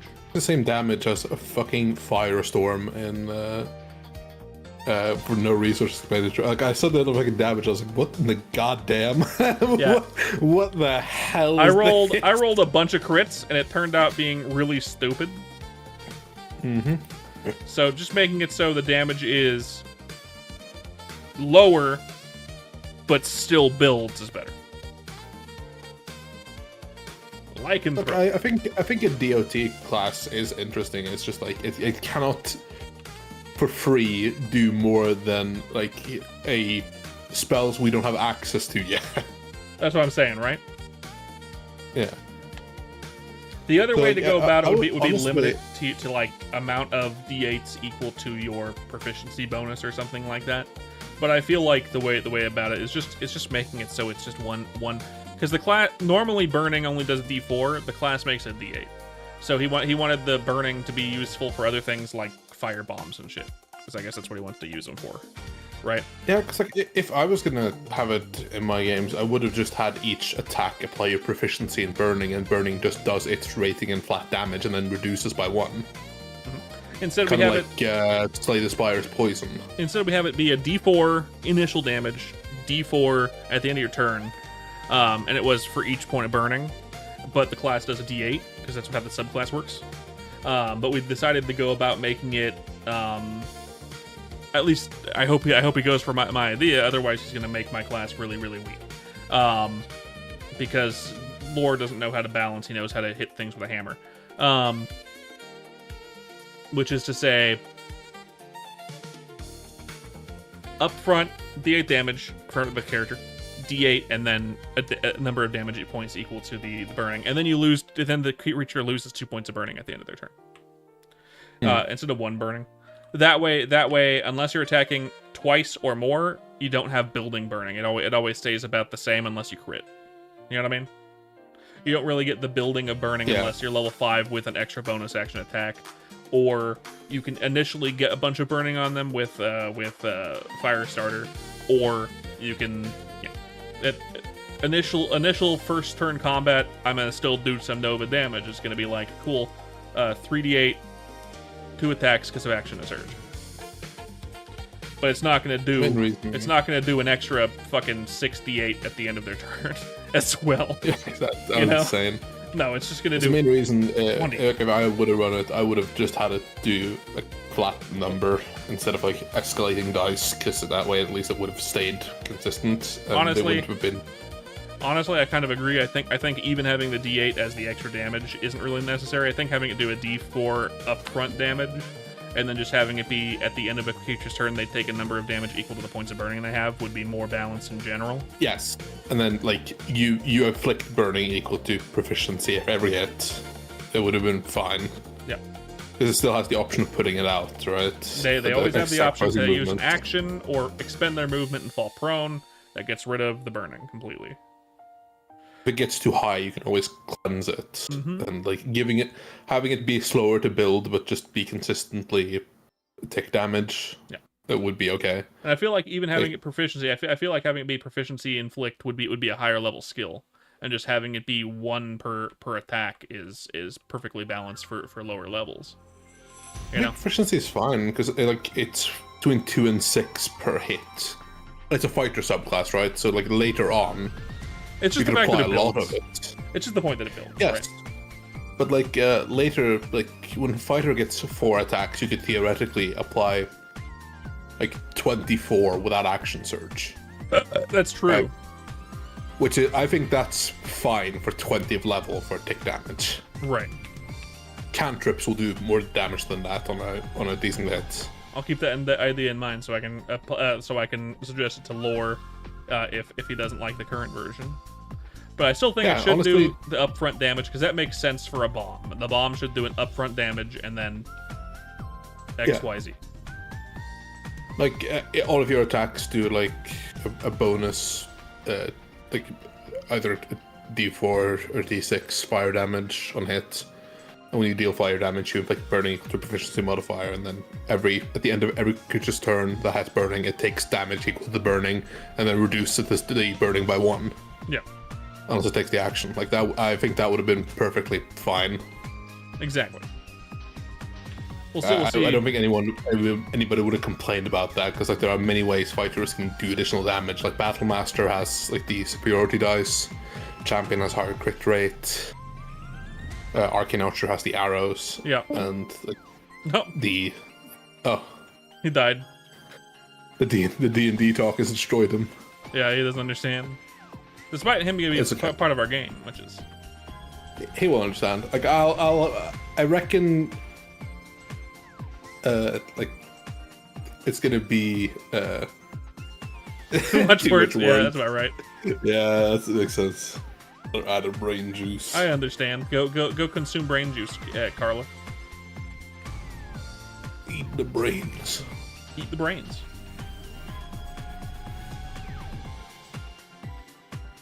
Like, I think I'm interested to see like what this game that you're doing will look like. So I don't know how these people play. I know how Jen plays, but like, yeah, nobody else. Yeah, I have no idea how Bunny plays. I know that the initial character idea from Paper Bag is unhinged. Oh, great.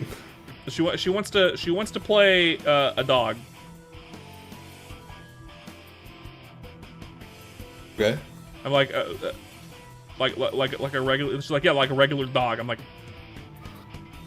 no druid or anything, just the dog. Correct. That's right. I'm like, what? Listen, okay. Dog druid that can wild shape into a person. That is pretty good. That is pretty good, to be fair. Yeah, I think that would be pretty funny. That's pretty good. That's pretty good. I'm not adverse to it.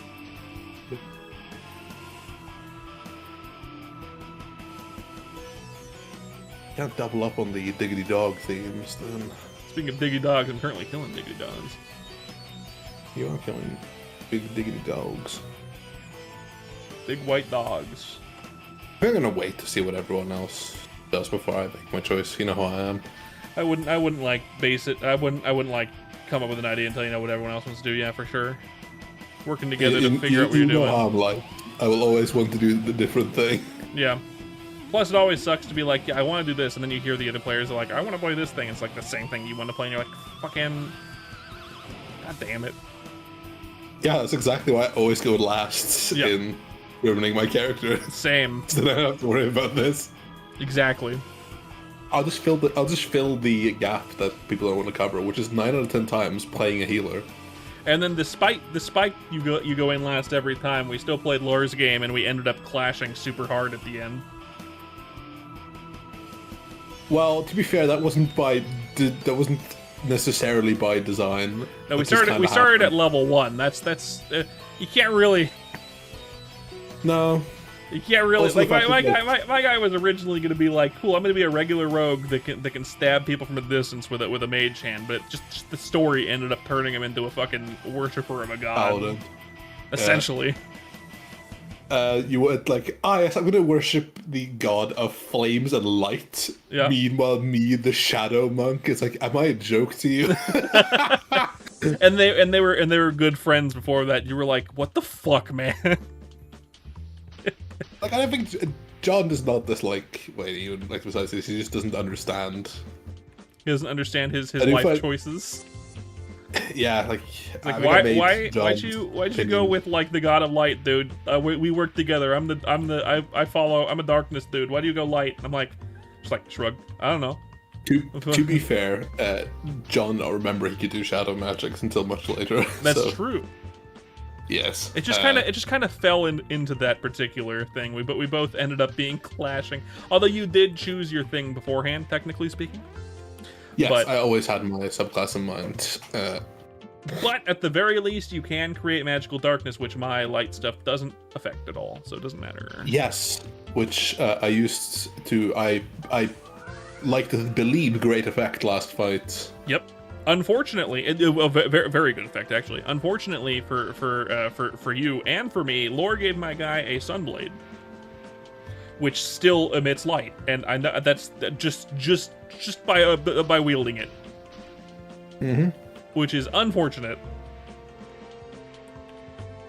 We'll work our way around it. I'm decently mobile, so I can probably work with moving around things. But we're both melee characters. It makes but I'm sunlight out also to the 15 support. feet. It's a good thing it doesn't dispel darkness. No, it doesn't. But it is sunlight. It's not like it doesn't dispel darkness because it's not the sunlight spell, which is 3rd level. I do have the means to dispel your darkness whenever I fucking feel like it because I have a drift globe. But I'm not doing that because I'm not gonna fucking do that. It would be dick move. That yes. would be a dick move, absolutely. It'd be funny. Effectively have built-in devil sight. Yep, yeah, built-in double sight. I thought about doing this with the remake of your subclass, making it so darknet that the dark vision spell lets a creature see through your magical darkness. I was thinking about adding that. I don't know if that'd be too strong or if that would be more of a balanced choice in the first place. Do you actually like the balancing act of, like, I can't just spam darkness to give everyone disadvantage? I like the fact that I have to strategize on when to use it. Mm-hmm. And it doesn't cost concentration, which is great. And Yes. So I can, in theory, place multiple ones, and I do like the idea that, like, I have to be a bit strategic with it. I can't just dump it everywhere. For sure. So, like, in this last fight we did, I used it as, like, a perimeter for us. it was very good for getting people in and out of combat, or in and out of danger, especially considering I could just run into run into it and not get opportunity attacked, which was fan-fucking-tastic. Yes, which is one of the funny things about opportunity attacks, which is that it has to be a creature you can see. Which I always is a ruling I learned only recently. Despite the fact that I've switched to fighter, I feel like Wayne is still the most likely character to get fucking murked. Just absolutely destroyed at some point. No, that'd be me. No, I think you're less likely to get murked than Wayne is, only considering you can go into darkness and they fucking can't attack you. Or if they do, they're not going to hit you very well. I'm the healer, though. You are also the healer for sure, but you also have self-healing. I have self-healing now, kind of. I have a singular use of self-healing with that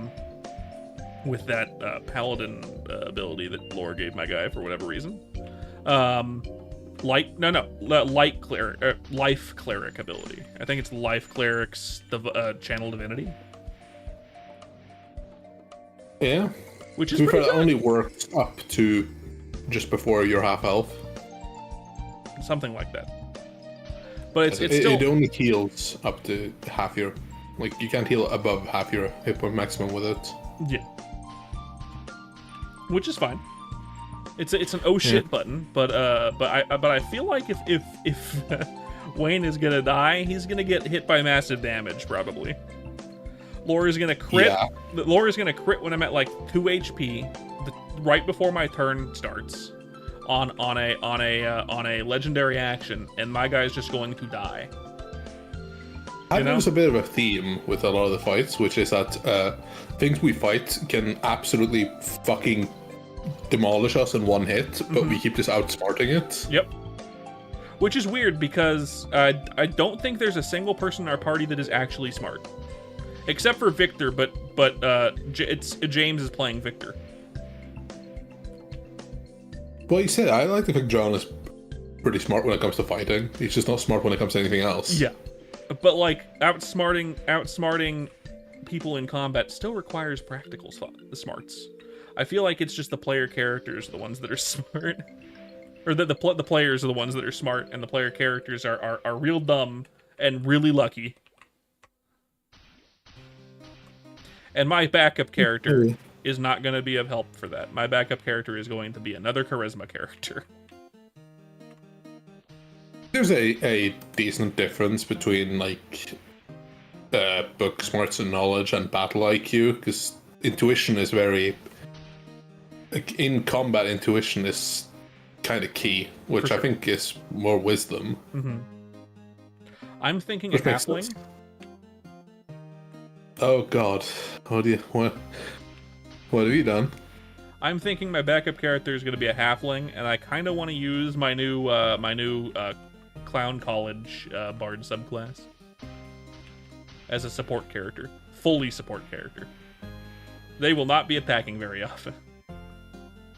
So you're gonna go from a religious clown to a literal clown. That's right. If my guy dies. If my guy dies. If he dies. So far, he's been pretty lucky. Yeah, I think I've gone down the most so far. Yeah, I've been fairly lucky. Which is very funny because I'm technically tied with being the tank. I have the highest AC. That's incorrect, actually. But what? Do you want to know my guy's AC? The hell? Is it more than 20? It's 22. How the fuck? My guy bought a +2 magical shield. I'm a bitch. Yeah, and then also the defensive fighting style put it above 21. Hello, work sauce. Welcome in.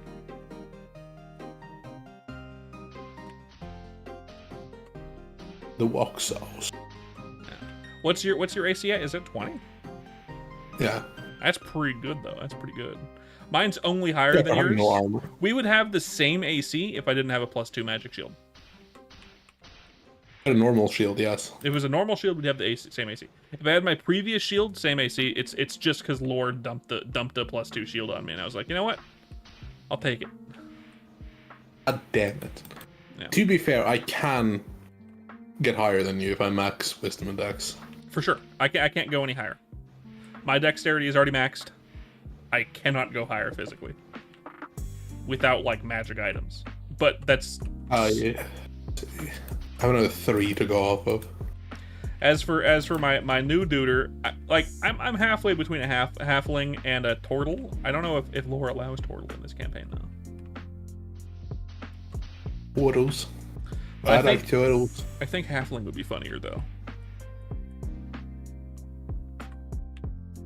One day you've got to do the. I know what you've already done this archetype. Never mind. What am I saying? You've already done the luckiest halfling in the world. I have done that. Lucky warlock. Now I have a lucky sage class, but I think lucky warlock is funnier, somewhat. It is. And lore hates lucky warlock. Yeah. I traumatize him. That class isn't even very strong. It's just really stupid. I 100% agree because like it doesn't really do anything beyond it doesn't. misfortune. All it does is it makes you kind of a menace. Is all it does. It makes you hard to kill. To sign you in for the MapleStory Classic World closed beta. I mean, like, I probably won't be doing any of the MapleStory World betas, especially closed betas, considering the fact that MapleStory Classic World betas, because I want to be able to stream them. I don't really play games outside of streaming. Once it comes out, I'll play it though. Just as a note, I'll probably watch. I'll probably watch some content on it, but that's about it. Okay, he's a fake game. No, I just don't play games off stream, and if it's a closed beta, you can't really. You can't really stream it. Yeah. Look at the point of a closed beta. If I have time to play games, I'm playing it on stream, or with my wife, and my wife doesn't like MapleStory. You know? Oh, thank you for the follow, whoever that was. I think it probably was Work Sauce. But it could have been anyone because we are this channel is lurker friendly, so it doesn't tell me who followed, just that someone did. If it was you, Work Sauce, thank you. If it was someone else, also thank you. It was just Link. Link hasn't been following this whole time. You bitch. I'm one of your fucking day ones, and you know that. I know you are. Kidding. You nice. Put respect upon my name. Of course, of course. Yeah, but no, the backup character I have an idea for is just like a dude who works for Carnival. Just like a regular circus clown type dealie. Except he's kind of jaded because he's been doing it for a long time. You know?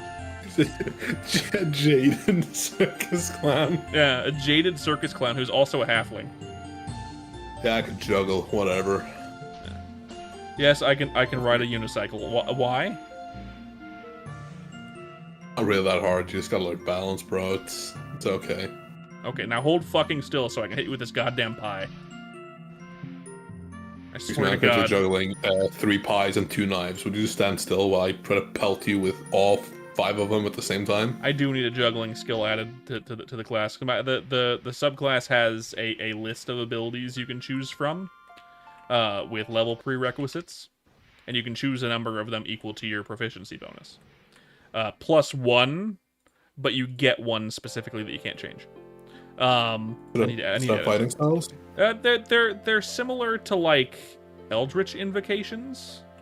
They mostly give spells that you can cast without spell slots, but with either downsides or like specifics to them. Like for example, you can cast Grease for free, but for 1, it lasts until someone slips on it, and 2, it looks like a giant banana peel. If you were to do juggling, you could just have a thing where, like, rolling a performance or sleight of hand to juggle, and then every time you hit someone with a different weapon in your inventory, you get like a bonus. I might make juggling an ability to make it so you could pick the class and kind of be a Gish if you want to go kind of combat instead of non-combat, and make it its version of multi-attack that you can pick at level 5 with that particular ability tacked onto it. Oh, with Clown, you better hope your level 1 to 7 is loaded, because you're not going and beyond that. Well, yeah. Bard gets abilities at level 3 and level 6, and this particular subclass lets you have choices from level like there's gonna be choices from level 3 to level 7 just fine.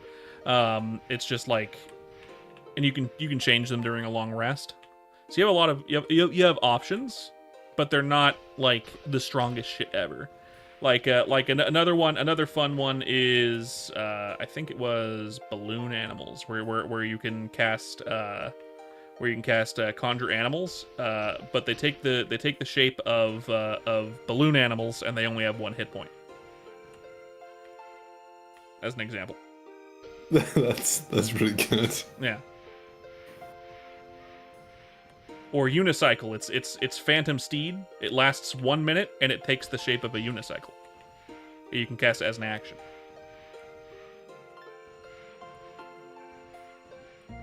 What class am I? I'm currently playing a Marauder, which is to say a Buccaneer. I have a lot of different classes, but this character's only level 79. The rest of my guys are mostly around level 125. The unicycle ability's level 5, I think.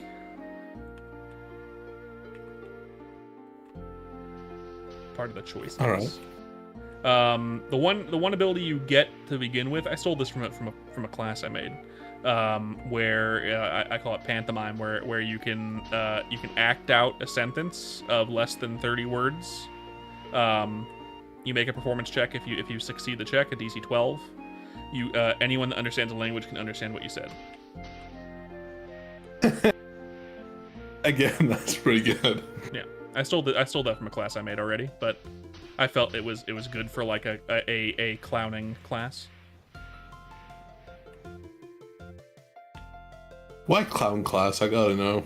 It started out as College of Comedy, but every single fucking skill I made for it made it feel like a clown. So I was like, you know what? It's Clown College. Make clown.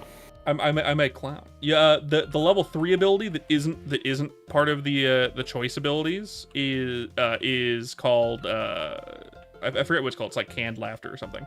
Every time you fail a ability check, saving throw, or attack roll, you can give someone within 60 feet of you a bardic inspiration die. Cool. Yeah, I feel like every bard class should have something that interacts with bardic inspiration. Archer, thief, warrior, or mage. This is a pirate. Brawler is a pirate, or marauder is a pirate.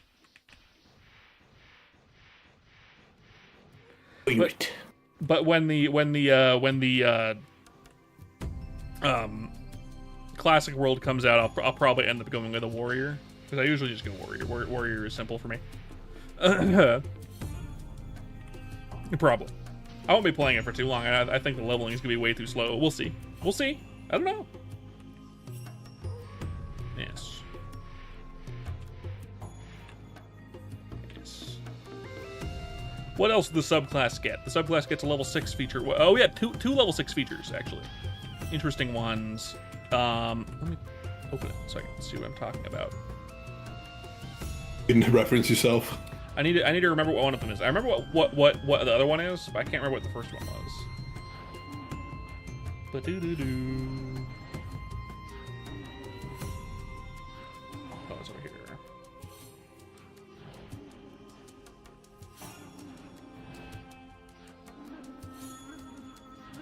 The one is called Punchline. Round of applause. What was this? Oh, this one's cool. Round of applause. It's level 6. You can when you cast a spell that requires a creature to make an immediate saving throw, you can instead make a performance check versus their armor class. And if your check is higher, you treat it as a failure.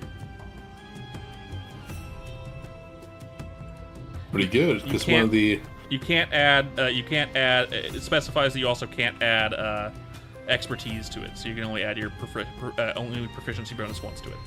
Otherwise, that would be broken.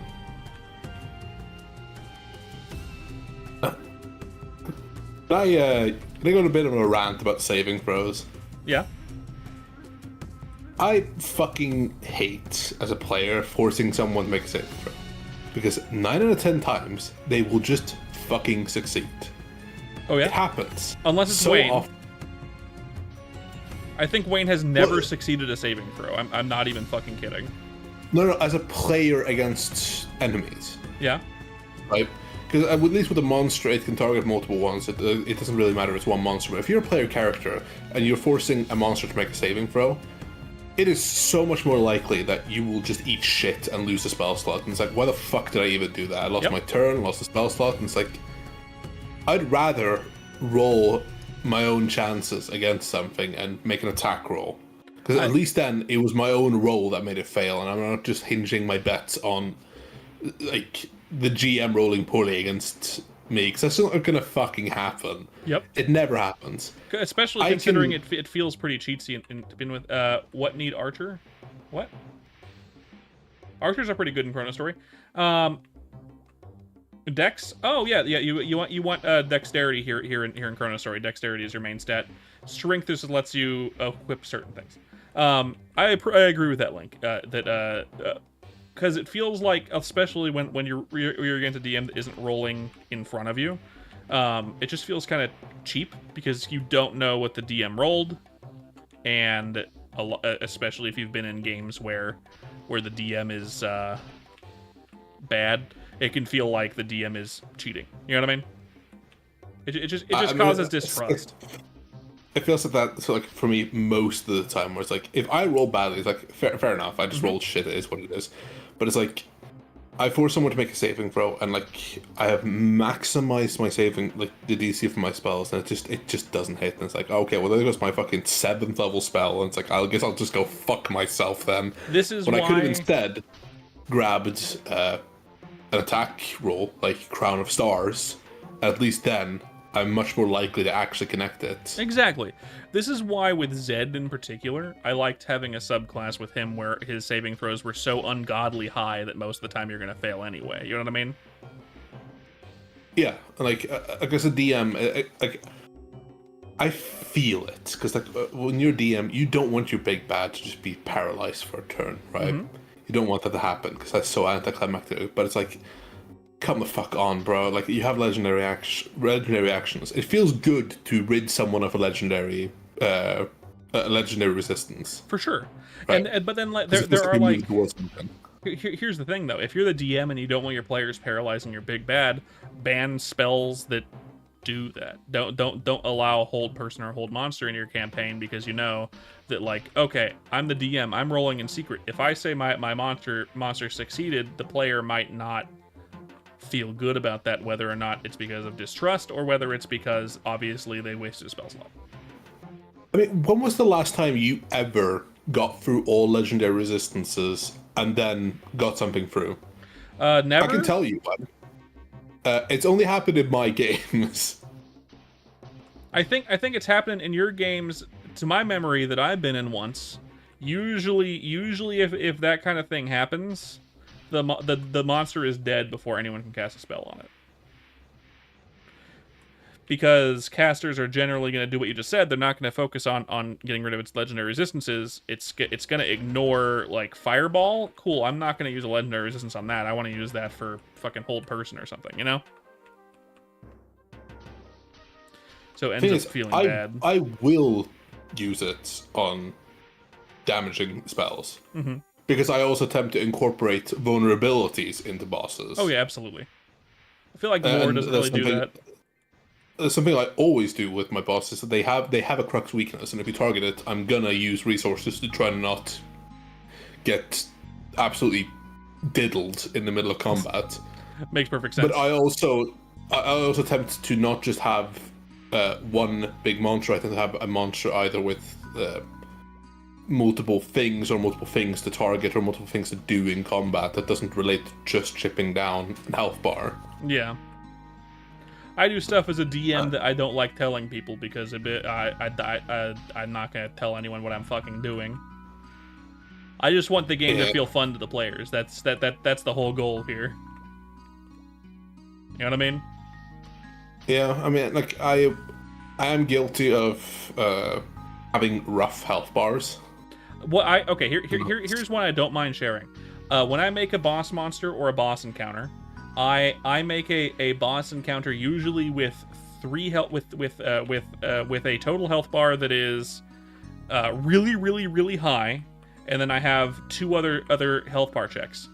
If the players meet the health bar checks, it will usually make it so I can use certain abilities with those bosses, for example, or maybe the boss is just has higher health because they met the health threshold fast enough.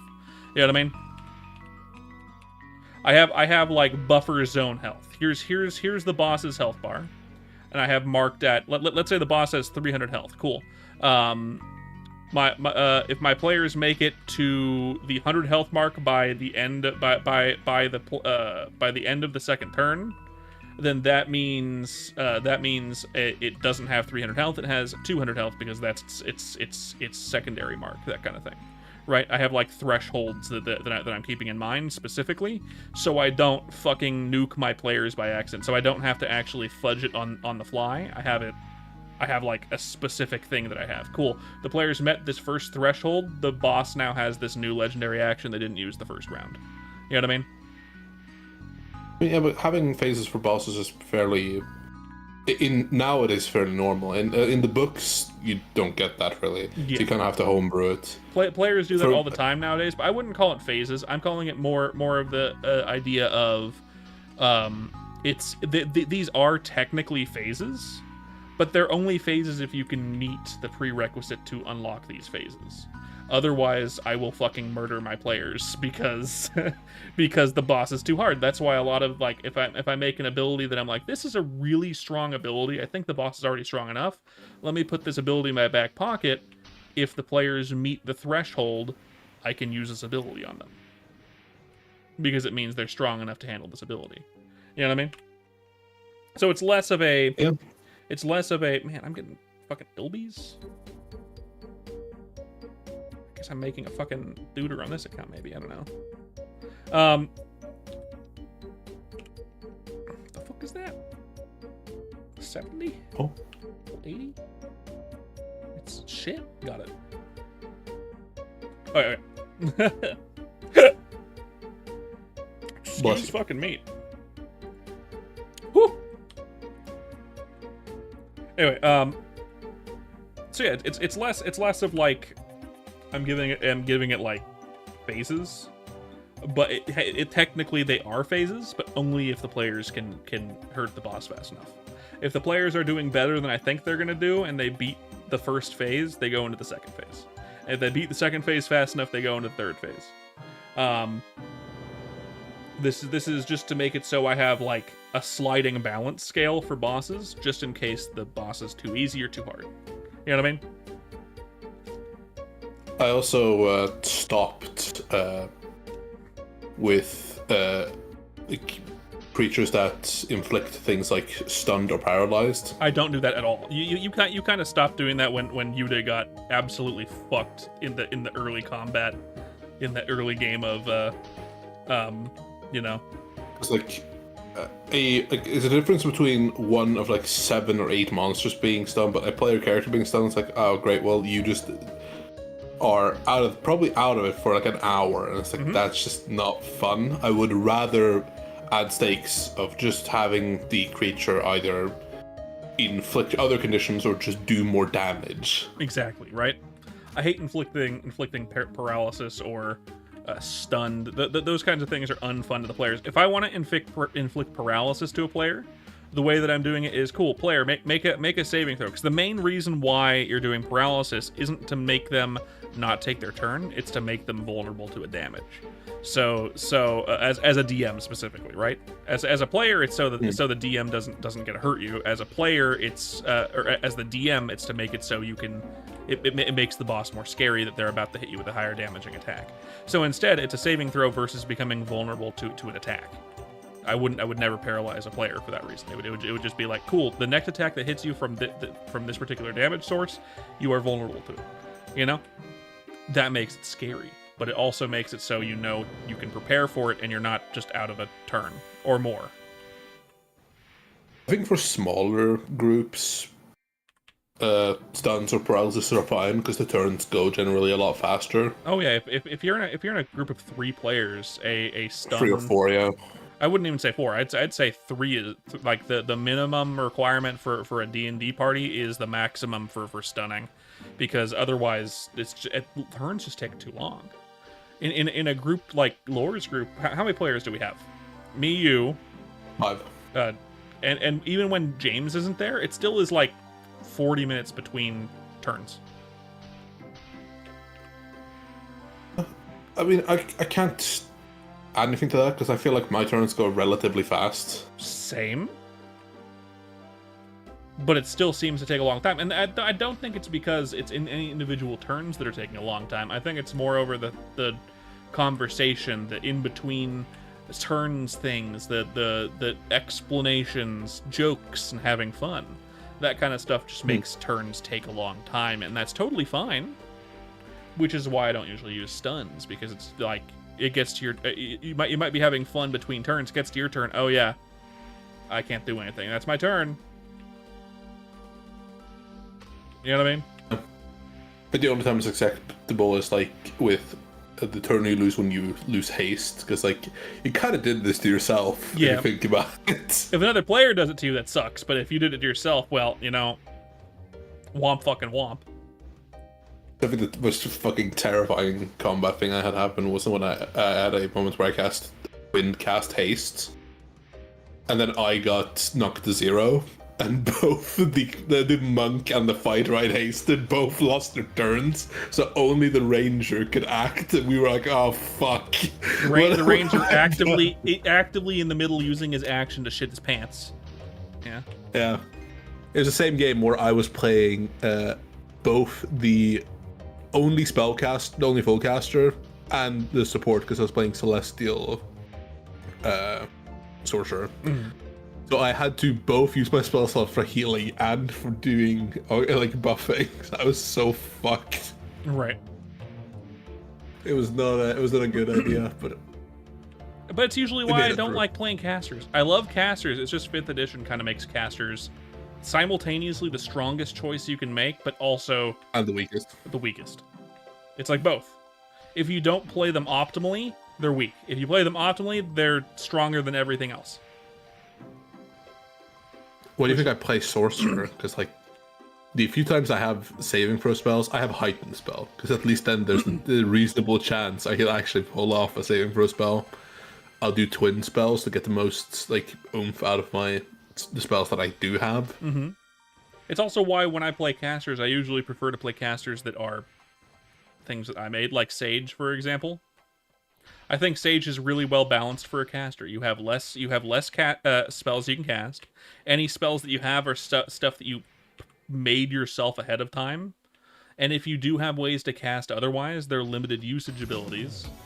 Or you have to use you have to prepare it before combat by doing a ritual spell. You know what I mean? I know what Wizard should have been. I think so too. I think my Sage is... It's definitely a more complicated wizard, but it's definitely like more balanced. And some of the subclasses obviously very strong. Wizard kind of gives you shitty subclasses because your class is so strong. With 2 exceptions, Abjuration and Divination, I think, are the 2 best subclasses for Wizard. I'd also argue Blade Singer's pretty good too, but not for the same reason. Blade Singer gives you more defense and like offense if you're playing a Gish. Better for multi-classing out of than it is to play as a full caster. I will die on the hill of the fact that Abjuration is the best wizard subclass. I agree. You get like really high temp HP, which is always good. But usually adding your proficiency to counterspell and dispel magic too. Mm-hmm. I would Resistance to spells later on. I would argue that ability should also work with with silvery barbs if a DM wasn't banning those spells or that spell, just because I think it fits that particular theme. You know? Well, silvery barbs doesn't. You don't roll anything for silvery barbs. That's a good point. It is making an enemy reroll a saving throw, to be fair. Hey, it's fucked for a first level. I do not understand what they were thinking. I love that spell very much.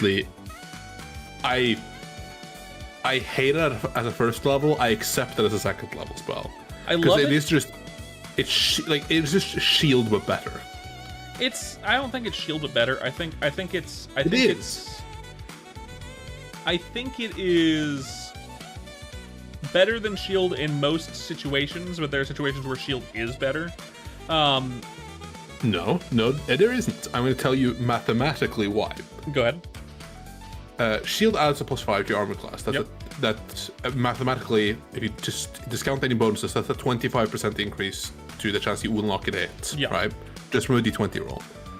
Silvery Barbs not only gives you a higher chance not being hit, it invalidates the increased chance from advantage, which is one of the core ways to like increase your chances of hitting, and effectively doubles your chances, like just without doing the math, right? Silvery Barbs lets you roll an extra dice on top of anything else and pick the lowest result. So you can turn advantage into triple disadvantage. That's true. Just doing that is strong enough. But then right afterwards, you get to give someone else advantage. And this is a first level spell. Are you fucking out of your goddamn mind? I think and as shields. I think +5 AC, 1 turn. I think as a wizard spell, it's probably too strong. I think if it was just a bard spell, it'd probably be better. Yes, maybe. If it weren't for the fact that Bard has a subclass that is supposed to cover this, which is a College of Lore with cutting words. Yep. Now combine it with cutting words. You can't, because both are reactions. That's true. So you cast. Why would you use cutting words if you can just use? If you can just use Silvery Barbs? For sure. Effectively, you get more out of it than you would a Bardic Inspiration. That's true. So at a first level, just no. There's another spell in the first level category called Fortune's Favor, which gives you 1 reroll that is of comparable value, and it is not even remotely as powerful as Silvery Barbs. That is true. Because shield, at least with shield, it only targets your armor class. Silvery Barbs is any fucking d20 roll that somebody does within 60 feet of you. That's so which fun. is ridiculous. It is attack rolls, ability checks, or saving throws. You could target someone with a spell. They succeed the saving throw. I'm just gonna force you to re-roll and then take the lowest result, even if you have an advantage on the saving throw. What the fuck do you mean? It's so silly. It's so silly that spell. Yeah, which is why the only times I've allowed it is as a second level spell. Yeah. Because it's the only way I could rationalize it being okay. Yeah. Because right above it, you have the be-all, end-all to it, which is Counterspell. Which is just the anti-all magic. Yep. Again, I think it'd be fine as a bard thing. If that bard subclass didn't exist, or you're not playing that bard subclass, obviously, I think as a bard spell specifically, it's probably fine. You know what I mean? Get rid of giving someone advantage, though. That's not necessary for the spell to be good. If you're going to make it a first level spell, the only thing I would say it should be allowed to do is to give someone disadvantage on the roll they're making. You give advantage to someone else. It cannot be roll another dice and pick the lower of the array, because it's at least if the creature has advantage on the attack, you just turn it to a flat roll. Yep. Which is fine, because there are many abilities that do that. Clockwork Soul can do that as its base feature at first level. There are a couple of other class features that undo advantage and make things as flat rolls again. The alert feat, for example. That would be fine for first level spells. Somebody's doing something at you with advantage, turn it to just a normal roll, and then give somebody else advantage. That's okay. It's your first level spell, whatever. At least then it's comparable to shield. Yeah. Because even if somebody has just a normal base roll of something, they still might have a decent chance to hit you. Or if your armor class is decent enough, there might still be an argument for why you would want to just cast shield. If, for example, a creature has a low to hit bonus and your armor class is fucking insane, you could effectively become a Tarask for a turn and just not get hit anyway. A miracle will be needed to hit you. Yeah. But in in no way in this godforsaken world is it okay to take a roll that is at advantage and then turn it into a triple disadvantage. Like, fuck off, actually. Yeah. I think that's just more of a ruling issue of anything. Yeah, it's not okay. I don't Just know. you just the don't rule hell it that way, and it's probably goes smoking. fine. And then make it a bard spell, and just make it so it gives someone disadvantage and gives someone disadvantage. That's all it needs, you know. They roll Yeah, again, or if they had advantage, they take the lower roll. That's all it needs to do. Or even just do what the lucky feat does, which is just you re-roll the entire roll. Yeah. People ban the lucky feat. It effectively is worse than silvery barbs. Basically. Most people ban both though nowadays. Yeah, I just don't. I don't care about lucky feat anymore because, like, you want to spend your ASI to have 3 rerolls. That fucking go for it, dude. It doesn't really matter that much. I feel like the lucky feat should be one of a racial feat for halfling. They already have things with like. I mean, Bountiful Luck is a pretty good feat. I think it is, but lucky is better than bountiful luck. I feel like they should just both be halfling feats. Like it makes sense for a halfling to have the lucky feat in general, you know. For the most part. For the most part. We can see it. Yeah. They're always lucky. Definitely the funniest combination is to play like Divination Wizard Halfling with a lucky feat, and it's like you're never gonna roll natural one in your life, are you? I mean, they already can't roll a natural one physically because they're playing a halfling. They re-roll natural ones. You re-roll one natural one you roll. So if you re-roll into a 1, you still get a 1. It says if you roll a natural one, you re-roll it. Which means if you roll into a natural one, you re-roll it. by base. What? Yeah. There's no caveat that says if you re-roll into a natural one, you keep it, or you keep the new roll. Just that you re-roll natural ones. It does. It says when you roll a 1 on an attack roll, ability check, or saving throw, you re-roll the dice. You must use the new result, even if it is a 1. It used to not do that, I think. I think that might have been like a Fizzbins or something like that they eventually fixed it. But the original, and I remember the original version was very fucky for that reason. The base SRD. That base SRD? No fucking way. I'm in a different universe. I swear to God. This is the SRD. Okay. Maybe I'm the one misremembering. Maybe there's a different ability that does something similar that's really OP like that. It says you must use the new roll, so it's like, yeah.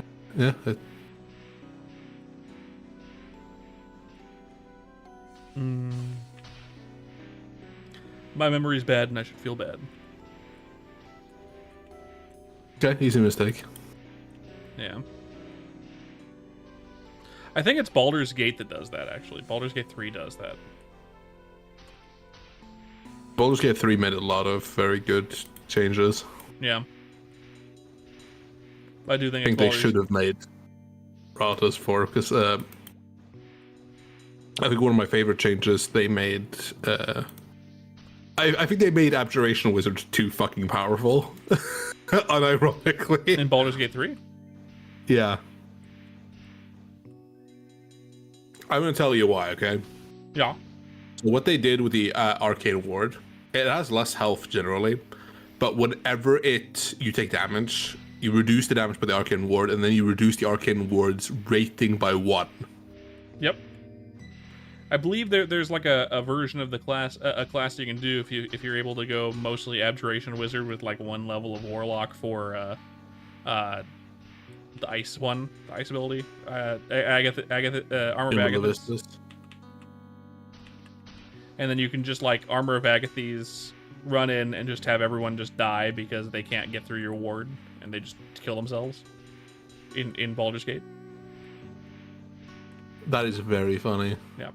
And then all you gotta do is throw water bottles at people and watch them as they take double damage because they become vulnerable to cold damage.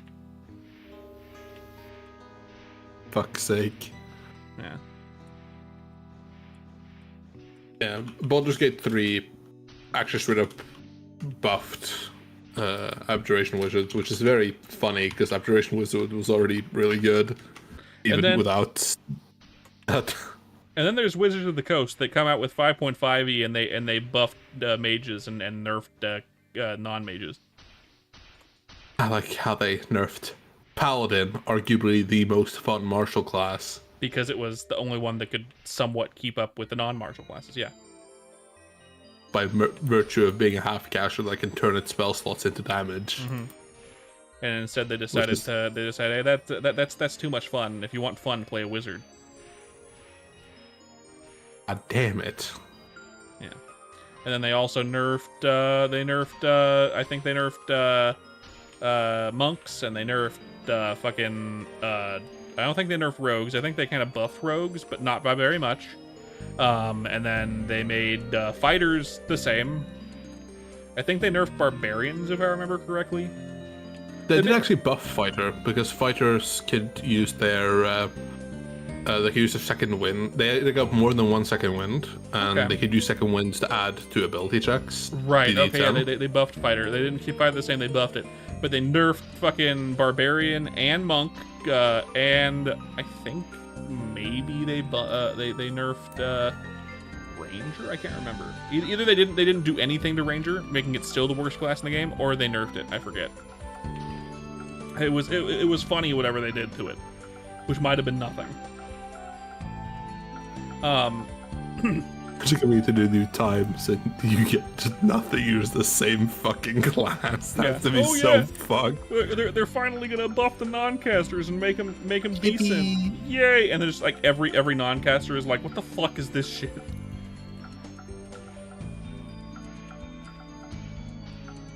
Every monk in existence was like, what, you wanted us to be worse than rangers? Okay, thanks, appreciate it.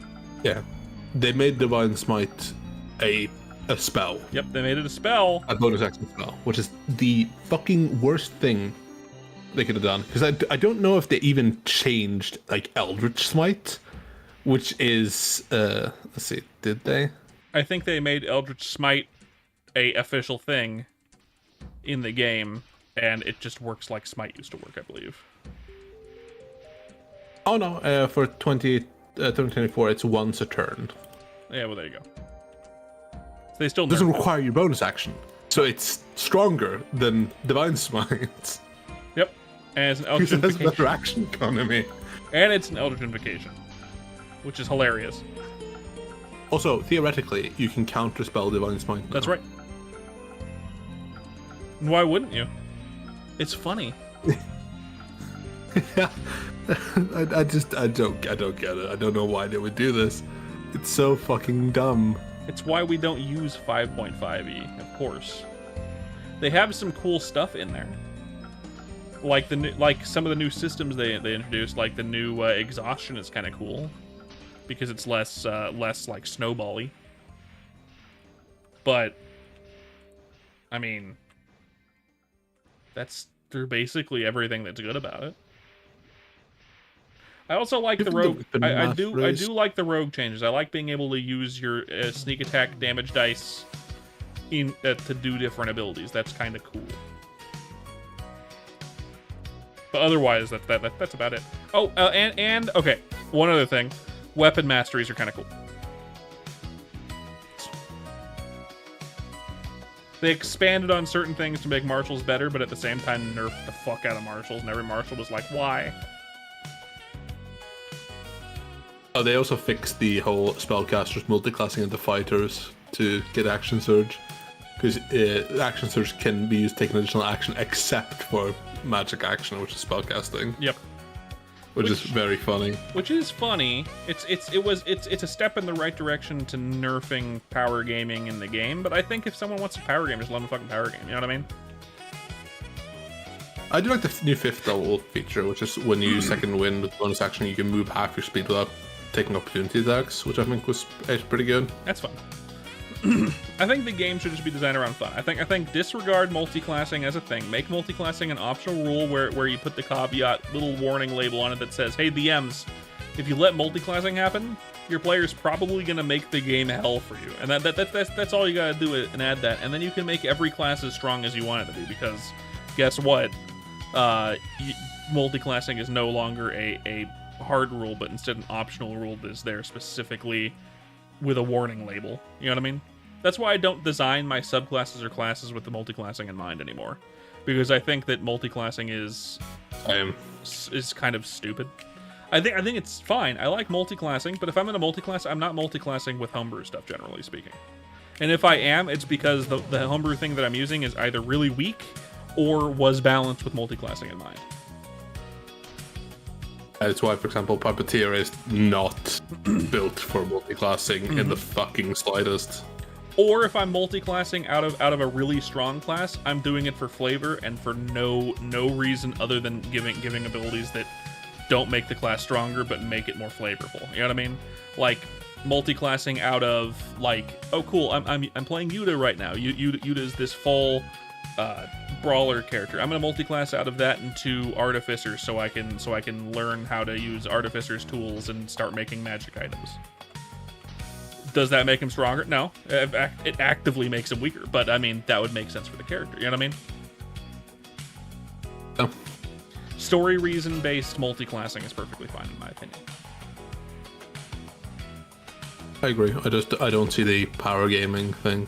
I see the power gaming, and it can be fun, but you need the right DM and the right group and the right everything. Otherwise, you don't want to do it. You know what I mean? The thing is, if everybody isn't doing it, one person doing it is going to make everyone else feel inferior. And that's exactly why I think it's stupid unless you're in with the right DM and the right group. It has to be both. You can't just have a DM that wants you to power game. Otherwise, you get a toxic DM. You can't just have a group that wants to power game. Otherwise, the DM wants to fucking Korean Maple Story. Korean Maple Story. Yeah. The KMS. That's right. I see. Yeah, it's one of the main problems I had with. Oh God, I ran a game about a year ago where a couple of members of the party were a lot like mechanically stronger than the rest. Mostly with the Barrett, of one of them was playing fighter, and the rest were like there was a fighter, there's a fighter and a ranger, and they were both the two weakest mechanically. Of course, because they're playing non-casters essentially. Ranger is just the weakest class in the game, unless you're playing Gloomstalker, and they're both non-casters essentially. Playing Horizon Walker, which is a very interesting choice. Horizon Walker's fun. Also, is that the fucking Lich? Yeah, this is Link, the Lich. It is me. Fall. Wish. And what was everyone else playing? Yeah. Full we casters? We only had two full casters, but they were respectively Abjuration Wizard and Peace Domain Cleric, which I was are about both to very say. strong. I was about to say, was it like a Moon Druid and a Cleric or something? No, Peace Domain Cleric. To be fair, the Peace Domain Cleric was full support, so he wasn't doing much damage. The Abjuration Wizard, my friend Sean, was absolutely laying down the damage. But the problem was he had to also do utilities. He couldn't fully go into damage, and I realized that the fighter is struggling a bit. So I had some stuff in mind for the fight. He went through like a whole ass story arc because he's a rune knight tied to like Giantkin. So I made a whole like a feature he could use that would give him exhaustion points, but would make him like effectively get haste. Among a bunch of other things. I can send you what it did. Sure. But I buffed him, and then I gave the ranger an artifact, basically a modified oath bow. And then suddenly they shot back up to being really fucking good again, and the wizard got to do the things he wanted to do, which was more flavor spells and support casting, rather than having to be the damage dealer because no one else could do it. Yes. the wizard got to have fun with sort of discovering traces of like chronergy and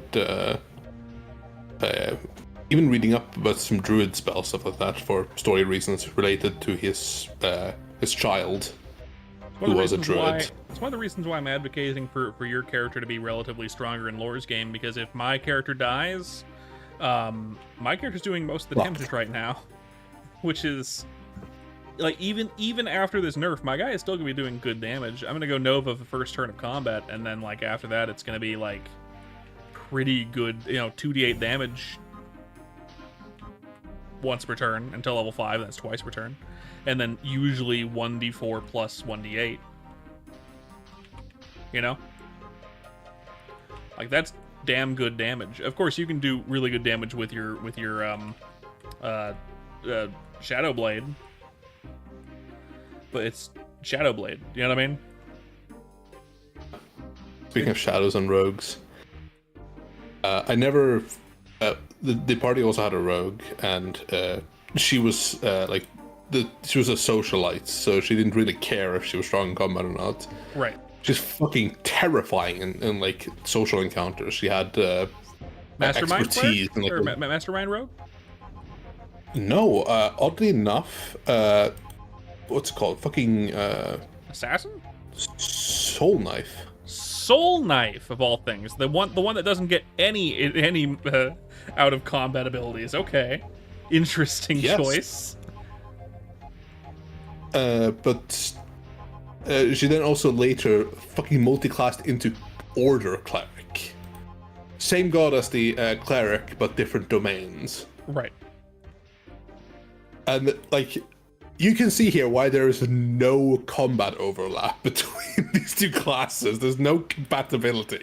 She just did it because it was like flavor. Yep. And like, I'm okay with this because like in the end, she did like a decent amount of sneak attack damage, but she could not keep up with the end game fighter and ranger. They were just too fucking strong. Of course. As for like, I don't mind someone multi-classing for power if they're really weak as well. So like, if you're playing a character that's already really weak and you want your character to be stronger, feel free to multi-class to become stronger. If your character's really strong and you want to make yourself weaker or just like flavor, multi-class that way. Otherwise, I don't think you should multi-class. If you want to change your class completely. You know what I mean? If you're not having fun, I think as the DM, it's like it's not about like, cool, you're not having fun, just tough it out, man. Like, no, the game is supposed to be fun. Let your player change.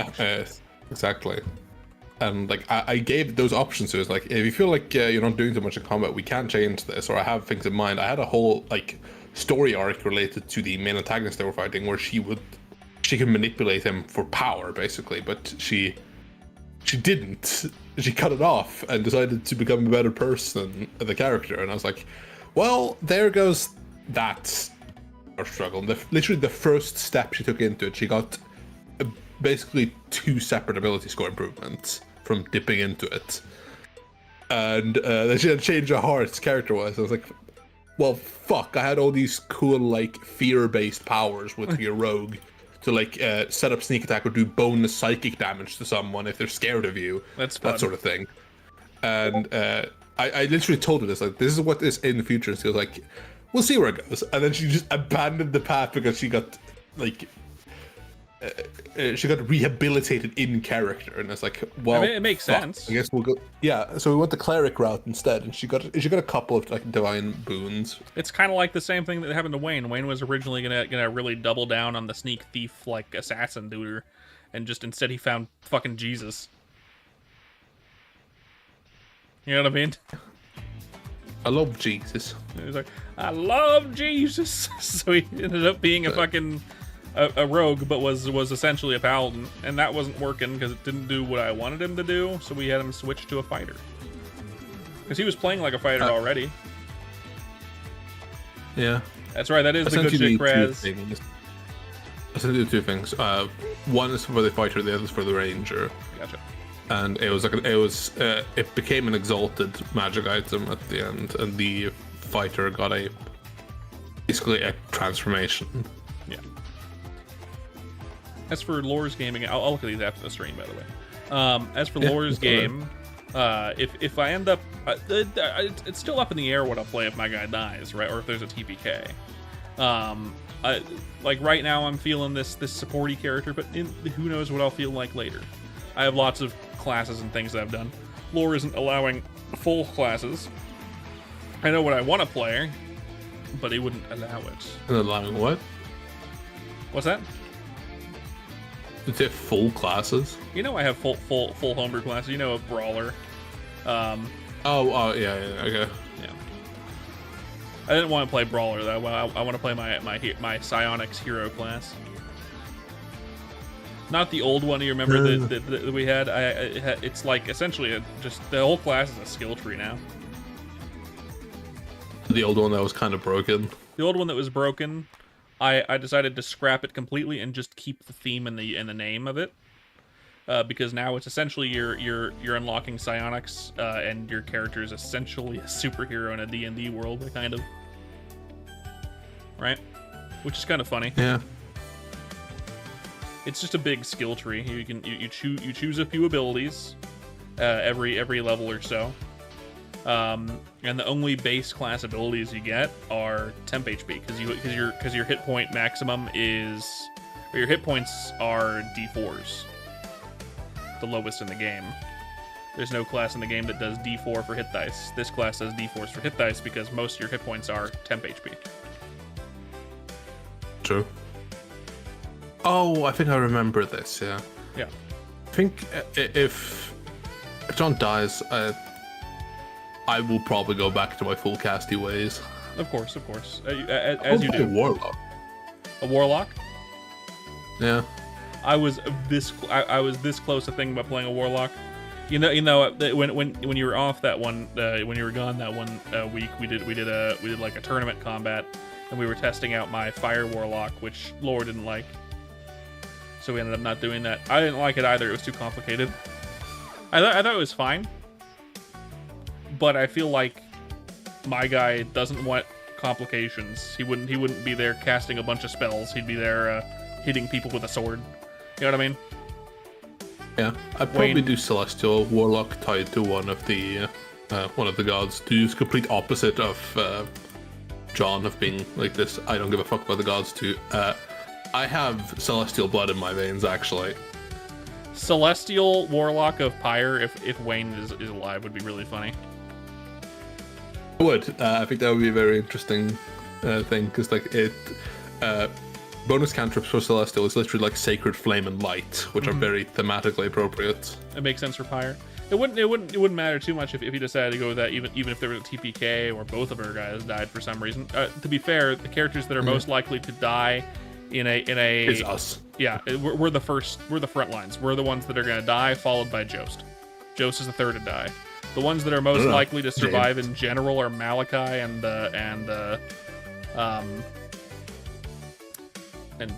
James, but really only because James is never there for games. I mean, when he's there, he's the most likely to die. When he's there, he's the most likely to get himself murdered. Is the thing. He's not gonna die in combat. He's gonna die in his character's sleep. You know, because he's stabbed 48 times in the ribs. at 2 lore. I don't know. I feel like lore just wants to murder his character, if anything. You know what I mean? And I don't blame him.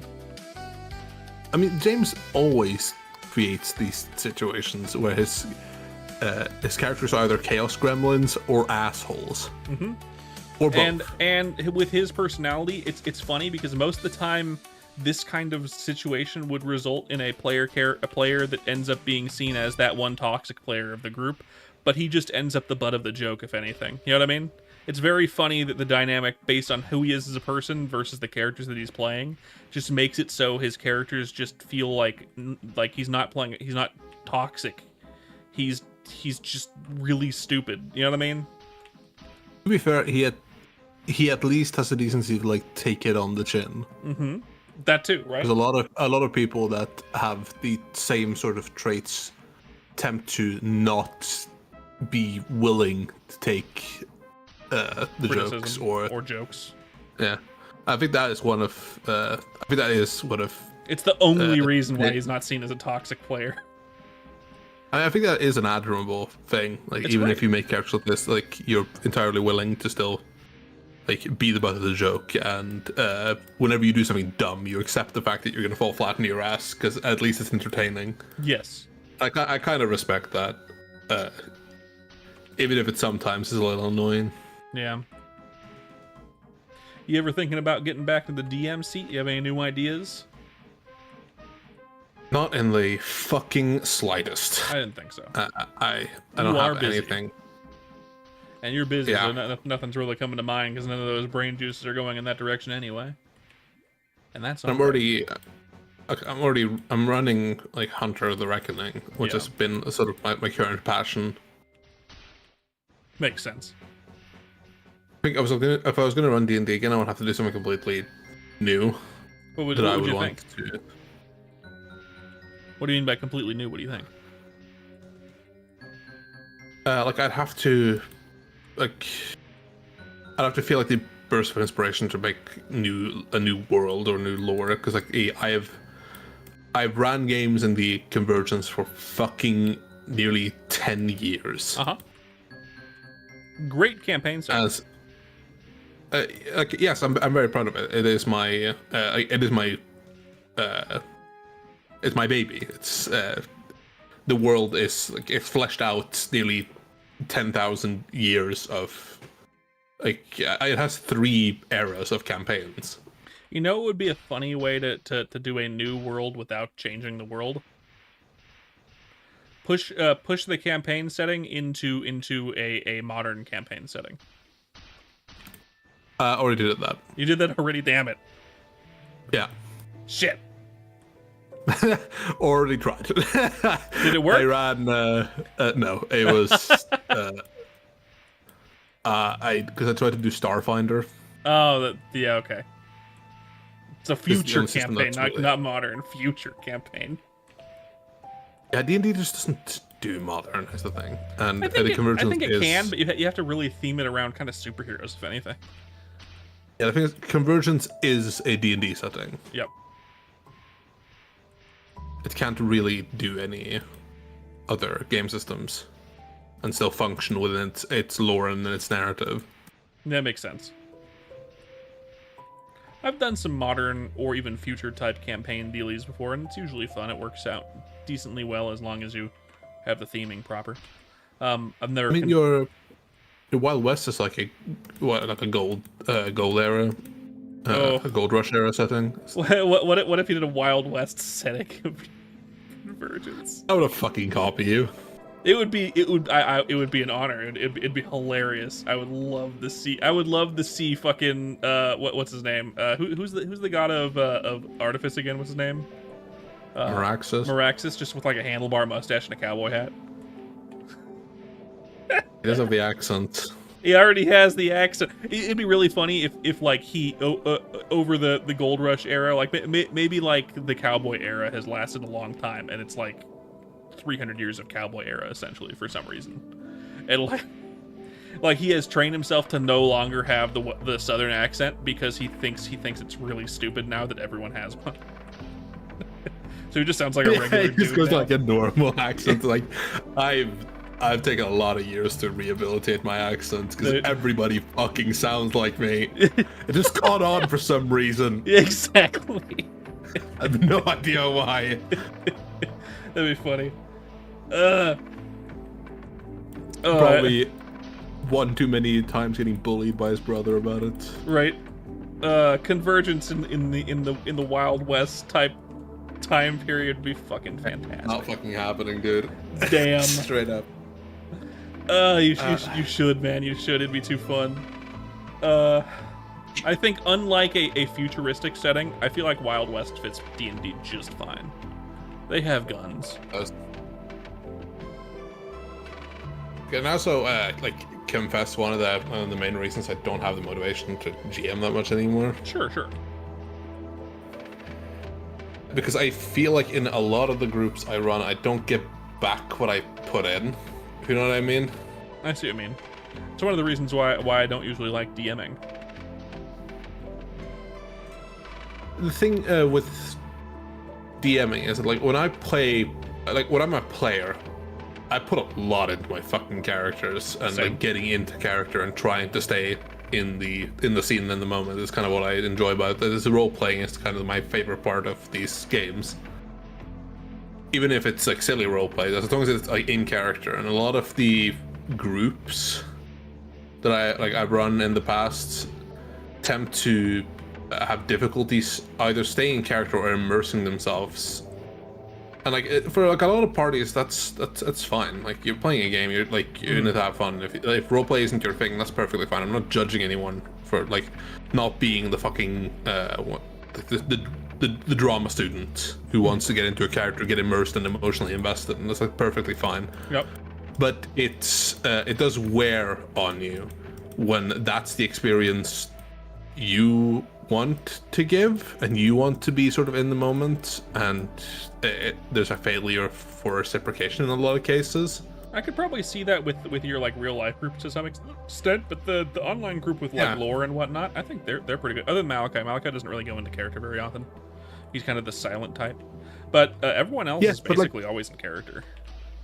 Like Malachi's fine because he respects the moment when he's not in scene. Exactly. He just kind of stays quiet. He doesn't make 500 jokes or quippy comments.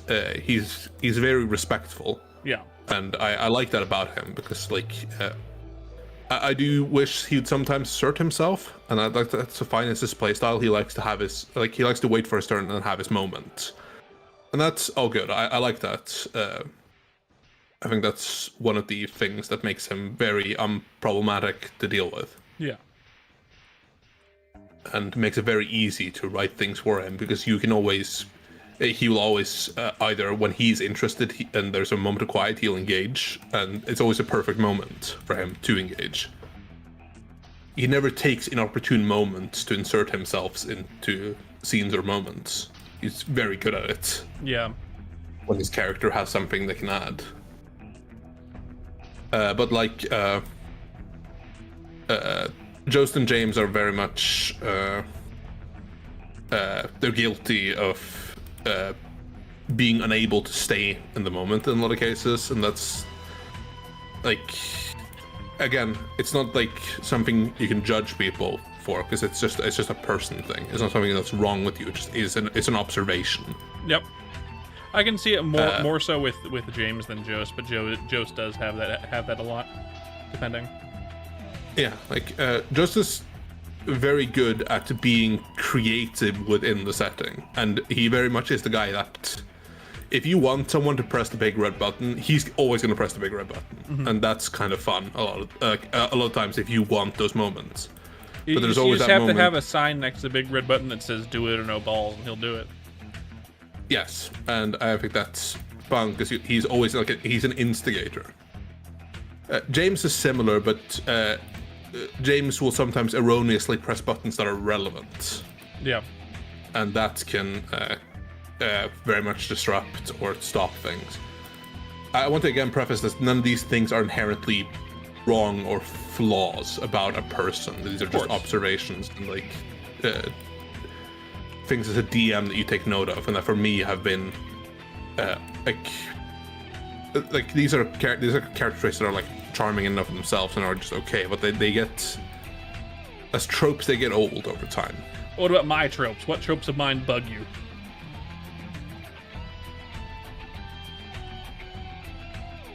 I think in a lot of cases, you when there is quiet moments, you tend to just look for things to just get stronger and stronger and stronger.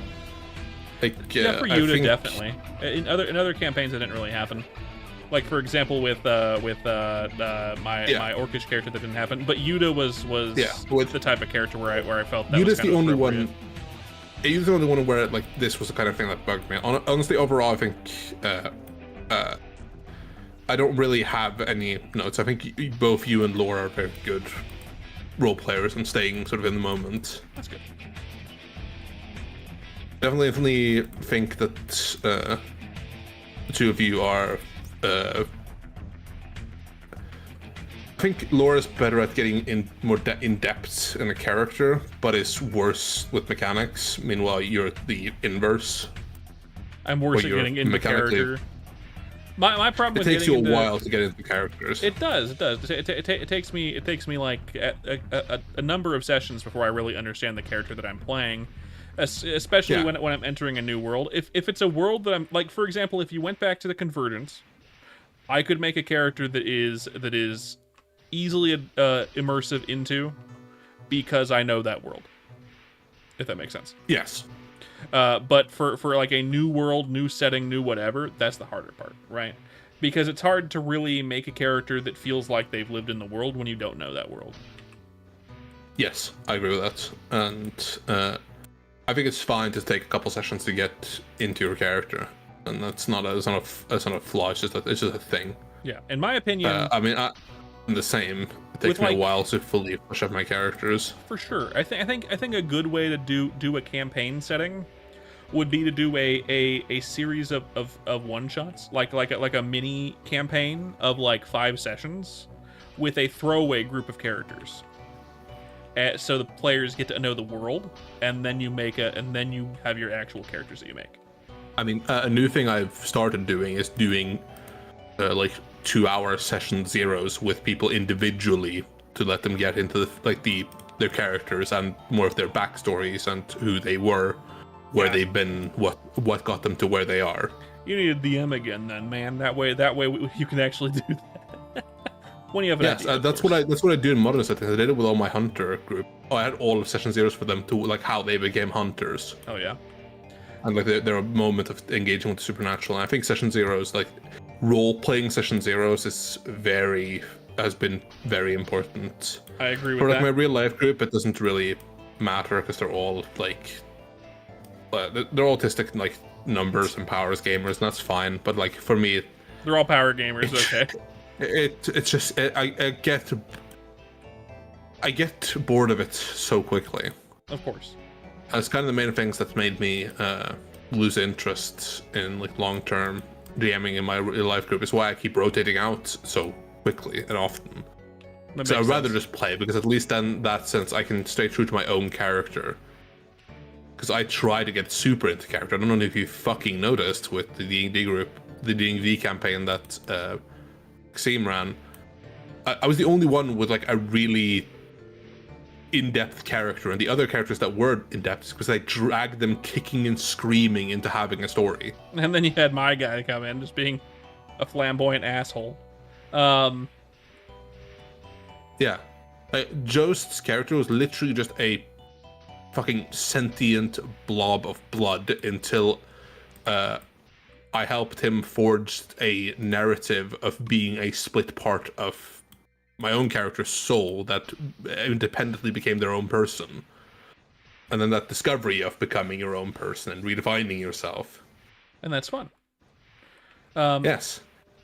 I would have But loved that, to I have don't think it been. would have been anything. I would have loved to have been in that campaign from the beginning, because I could have made a more interesting character than essentially Steward, that just is kind of crazy from being alive for too long.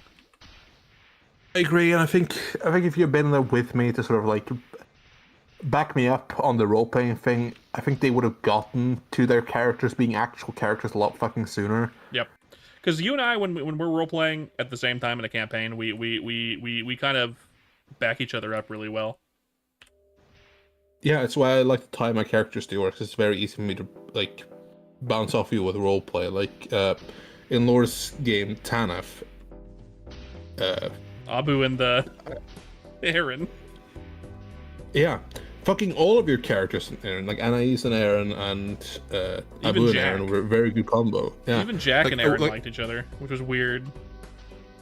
Like I think Abu was a very person to like Abu was a help person. Aaron become a more.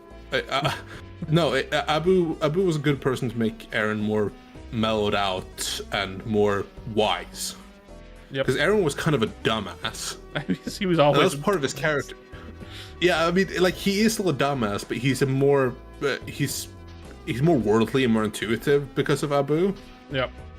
Because Aaron was very much designed to like the whole concept of Aaron was here is this incredibly dark backstory with this very edgy character who's actually just kind of like a bumbling moron who's also kind of a nice dude. Like it was supposed to be the flip dichotomy of like, oh, I make this edgy character with white hair who died in his backstory. You'd think a douchebag would come out of that, but instead he's like, oh no, I'm doing perfectly fine. How you doing, mate? Want to go out for a drink? And he was just this bubbly and nice dude, and I love that change. But without the sort of revenge narrative, that because he was deeply passionate, he had high charisma, so he had to be deeply passionate. He did kind of get into a revenge narrative towards the end, though, a little bit. Nothing like no, towards the middle. Towards the middle, yeah, you're right. It wasn't like cringe, but it was felt right. But he never would have grown if it wasn't for characters like Abu, who was more like, oh no, you should actually travel the world and see it for what it is, instead of your small circle, because you're a small country bumpkin, and Abu was a fucking international diplomat. Mm-hmm. So I think it was a very good growing moment, and it also sort of helped that journey of letting Eren be a bit more carefree and not be sort of like burdened by like this mission. Because the second he learned that he had left something behind, he became overburdened by that mission, and like forgot how to relax and actually enjoy the little things. And Ace was an overbearing child, and that helped with that particular. It was like a grounding moment, kind of. Yes. And I think those moments are like, those are the moments I like about D&D. Like, overarching narrative is cool. Combat is cool and fun. But if I feel like I'm not actually in a character, I might as well just be fucking playing a video game. Right. You get what I mean? I'd rather if I wanted to do a bunch of damage all at once, I'd play Baldur's Gate 3. Yes, and when I sit down to do a tabletop game, I want to not be me for a moment. Yep. I play video games. I min-max things in my video games, and I fight bosses in video games. I want to be an entirely different person who is far removed from me, personality-wise, who's having entirely different experiences. And the problem with a lot of the groups that either we're currently in, or like especially like my real life group, is that that's just not present. Mm-hmm. And if I'm DMing, which is I'm immersing myself in my own world and trying to tell this kind of story for other people and have them immerse themselves in characters, and they're just not immersing themselves, and what the fuck am I doing it for? Right.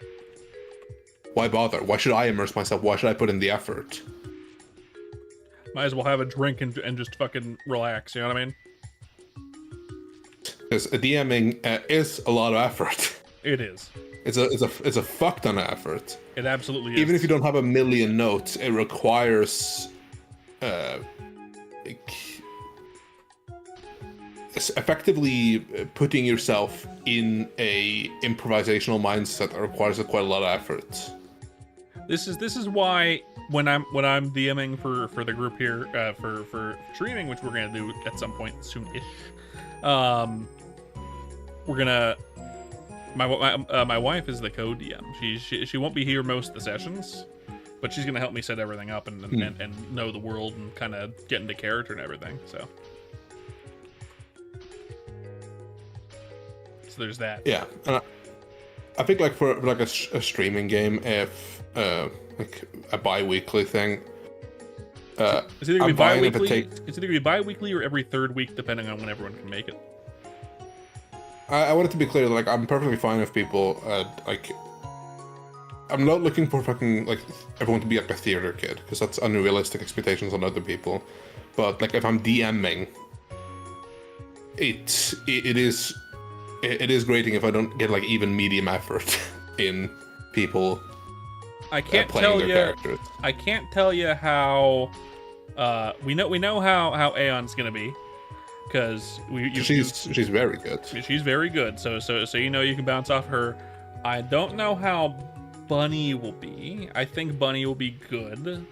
I don't know how Kara will be at all. And Paperbag / Jane. Perfectly up in the air. I have no fucking clue other than the fact that she wanted to play a dog. Which usually isn't a good sign for roleplay. But who knows? I feel like Bunny will be. Bunny was like a dog. No, that was Jane. That was Paperbag. Bunny hasn't given me any indication of what she wants to play yet. She's only ever played D&D twice, I believe.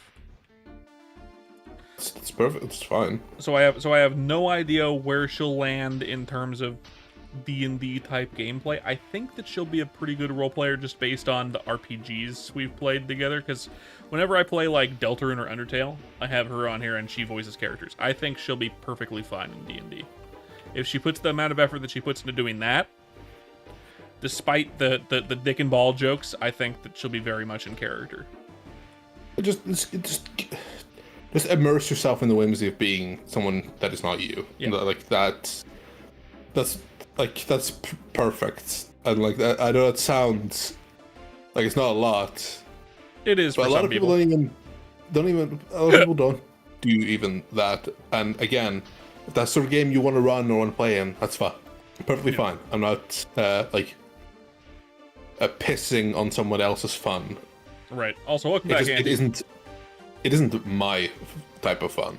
Understandable. And I can't run that type of game and have fun. No.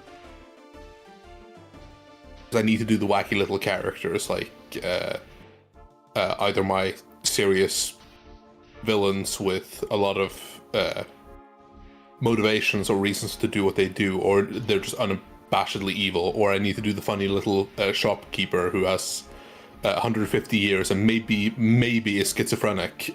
Chartreuse. I fucking love characters like Chartreuse. That's just like, it's just chef's kiss. It's perfect. It's exactly the shit I'm looking for. I love those type of characters. Yeah, Chartreuse was pretty good. I thought of him ahead of the campaign. I thought the characters would like him. I thought the players would like him. Fucking quirky ass shrunken head of a character. I fucking like.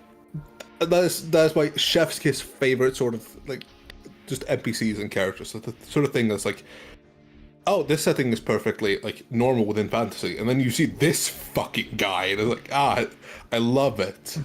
This is perfect.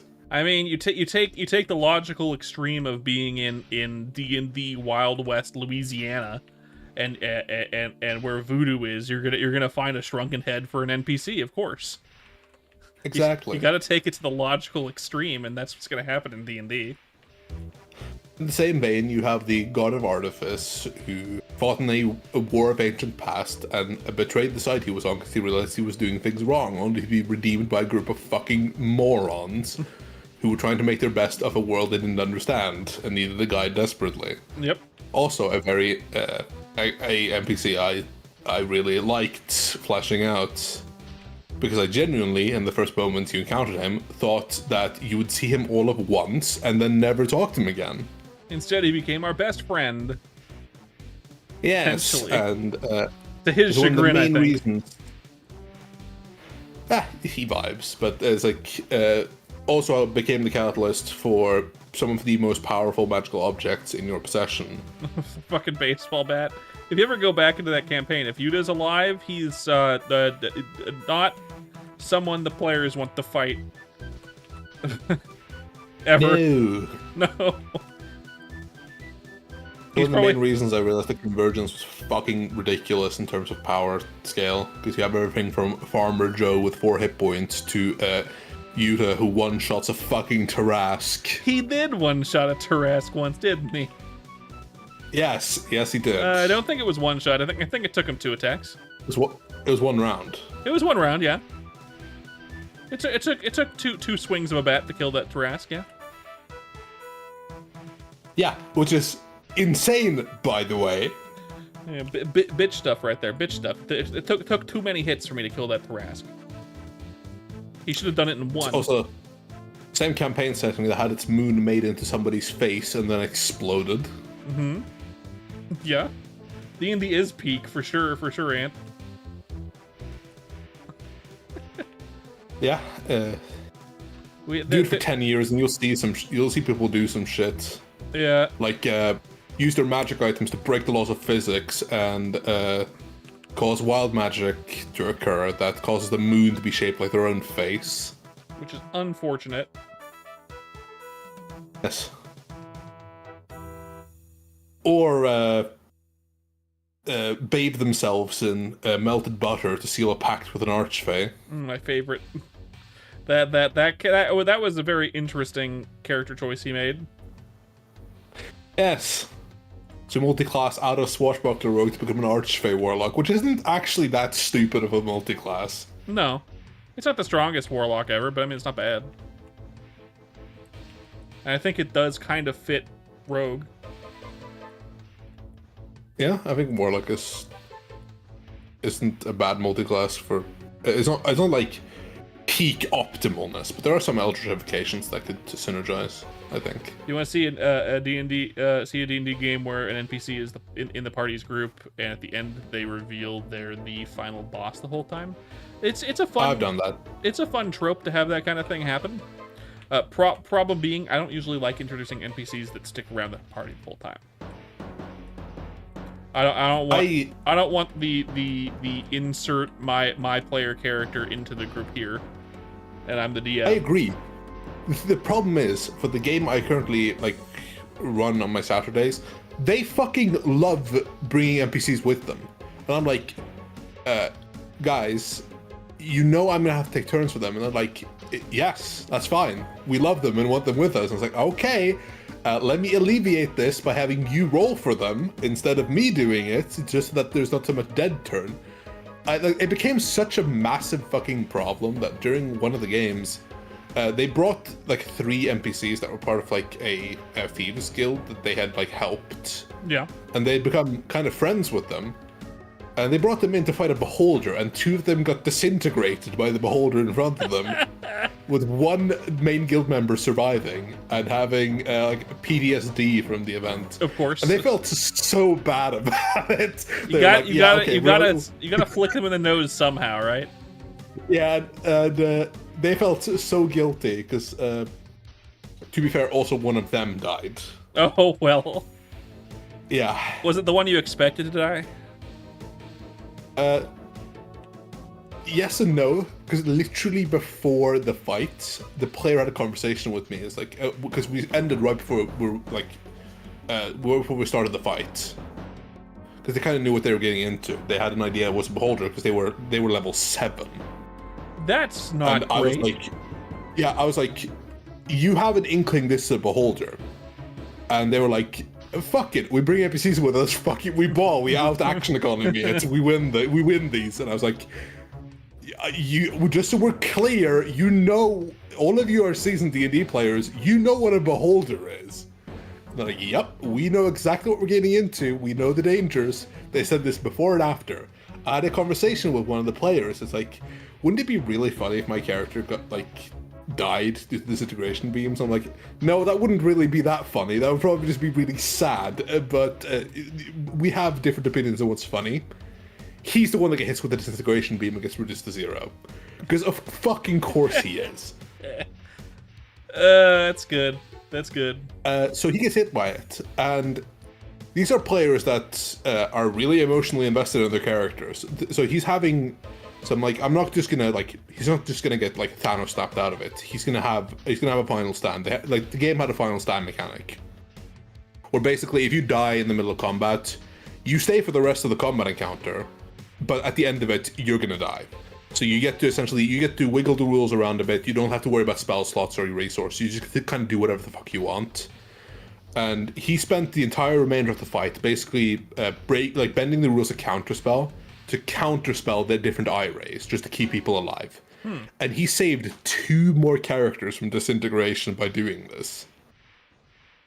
And his last words was literally, even in the end, I still managed to surprise myself. And just faded to ashes, and I'm like, God damn it, man. Why would you do this to me? You motherfucker. So out of the whole group of like 9 people that went in to fight that beholder, which I had to give more health, by the way, because they did a beholder's health in like fucking 2 turns. Of course. Because they're players, right? You told me that group is power gamers for sure. They're not power gamers. These are the ones that like actually do deep roleplay. Okay. I'm wrong. But they got through it. 9 went in, 6 left. Well, 7 left. I'm sorry, players. My bad. Including the 2 that died. Yeah, because they would. Duh. I'm stupid. Yeah. Oh no, it was 8 because there was 5 player characters, 1 of which died, and then 2 of the NPCs that they brought in died. Yeah. Like I couldn't have the NPCs to be too consequential either, because like they were like CR 3 to 5, because they were previous enemies they had fought but chosen to spare because of the entire fight they had was a misunderstanding. So like I knew for a fact that they should not have gone for this early, and it wasn't a time rush either. They were not in a rush to go fight this beholder. It was hidden away in the city of Starosa, you know, the Age of Apotheosis capital of the Sylvan Empire. Yeah. And they were just like, no, we're gonna go do it now. We're feeling pretty confident. We've got decent enough magic items. We don't really want to pursue any other leads before we do this. I'm like, I made it so fucking clear. You have every reason to believe this is a beholder because of your studies of how the first time you visited the lair was like, the strange cut-offs of your magical items and objects. You know how beholder lairs have like weird tunnels that go in odd directions because they can fly, right? These strange anti-magics. I mean, heck, the Horizon Walker was an expert in aberrations, so he kind of knew what he was getting in for. But they wanted the ball, I understand. They wanted the ball, and I had to respect it. And in the end, they got him. They did get him. They just happened to lose one of them. Yep. What is the dumbest yet best character we've seen in D&D? James's character. Fucking Alden, yeah. Fucking son of a bitch, Alden. I can't believe he survived the whole campaign. He really shouldn't have. He should not have. He should have died early.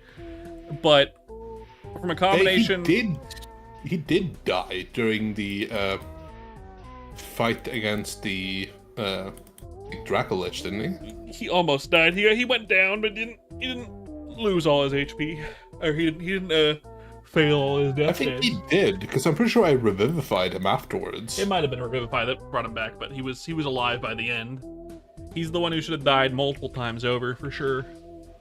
But through a combination of lore not bringing in player characters that are missing from the group at the time, and his own luck, he was able to avoid death the entire campaign with that shitter of a character. To be fair, I didn't help, because I actively helped him stay alive a lot of times. I mean, it's kind of how you would do it, right? Your characters are friends, despite the player character being like, "God damn, this fucking NPC of a character." You're still gonna help them because your character is friends with that character. You know what I mean? Even if you, as the player character, are like, "Yeah, I fucking hate this guy." Yeah, because Aaron liked Alden. I thought Alden was the dumbest fucking character ever. Yeah, it's like the opposite of the current dynamic of my character and Victor. My character loathes Victor with like every fiber of his being. If Victor was in peril and about to die, and it didn't seem like it would be his own fault to let him fucking die, my guy would very strongly consider letting him die, because that guy is going to get a lot of people killed, and my guy knows it. He's like, there's no this person is dangerous and shouldn't be here. You know what I mean? Yeah, I think there are ways John would feel similar, but like John is right now John doesn't care about desecration or No. John has a very narrow moral compass, which is basically just don't betray those who trust you. And it takes a lot to build up those who trust you. John doesn't trust a lot of people. It's just like, if you are in the trust circle, you don't betray that person. Who in the party does John actually trust? John trusts Wayne and as in fully trust, it's Wayne and Nazine. Makes sense. My guy trusts John, and that's about it. Everyone else is he hasn't really had much in terms of bonding with any of the other characters at all. You know what I mean? They've been traveling companions this whole time. That's about the gist of it. They've never had any deep conversations. They've never gotten to know one another outside of their names, essentially. The other characters in the group probably really do that. Meanwhile, I actively try to I made the fucking guy who doesn't remember shit, and I'm fleshing out and making him a person, and it's God damn it! where is this in other people? I want more of it. I want other people to do it. And my guy is getting fleshed out too, being more religious. It's just the difference is our two characters' motivations are so different that they don't really they're good friends and they've known each other since before the campaign started, and they can bounce off each other really well. But that doesn't mean that they're too. They have parallel story arcs. They're not converging story arcs. They're not gonna meet in the middle anywhere. I don't think. Very unlikely. I think so because of a very specific reason, but I'm not going to tell you because it's backstory things that John doesn't remember. In character, John doesn't know why he still sticks with the party. There's a psychological reason why he's doing it that he doesn't quite realize. Because otherwise, why the fuck would he stick with these bumblefucks? They are a complete antithesis to his methods. Especially Wayne. Yes. And there's a very particular reason why he sticks to Wayne. And I'm not going to tell you what it is, because it will come up. Okay, interesting. But it is deeper than just Wayne is the first person he saw. Which means that if Wayne dies at some point, it becomes more interesting for your character in some way. I would have to twist really hard to see why he would bother protecting the rest, because he doesn't really. It's worth mentioning that trust doesn't mean he cares about people, because John doesn't really care about anyone except for Wayne. Yes, for a reason that he doesn't even know. John doesn't know. That makes sense. But I don't know if I secret gay lovers from a previous life. Got it. Exactly. I knew it. Of course. But for I made it very clear early on that John doesn't really care about the lives of innocents or the consequences of the everyday person. If he's involved in it and he's directly benefiting, he will always give something back, because he's neutral. He believes in give and take. If you are benefiting from somebody else, it is your responsibility to give back, right? And Wayne started if you out buy something, you pay for something. Exactly. And Wayne started out neutral, if not leaning towards evil, and now he's lawful good. You know what I mean? But we're doing a lot of things that are just for the greater good. If you think about it, the Tormentors are a whole they are a greater evil. Yeah, for sure. Realistically, people like us shouldn't be dealing with it. No. John doesn't know why. John doesn't know why he cares. The only reason he has any sort of inclination to be no, we should just leave this, is because we are kind of responsible for releasing them in the first place. Wayne. So John is thinking, this is kind of our fault. I don't think Wayne realizes that they're as big a threat as he realizes they're a really big threat. He doesn't realize that they're the people that are setting out to deal with that threat.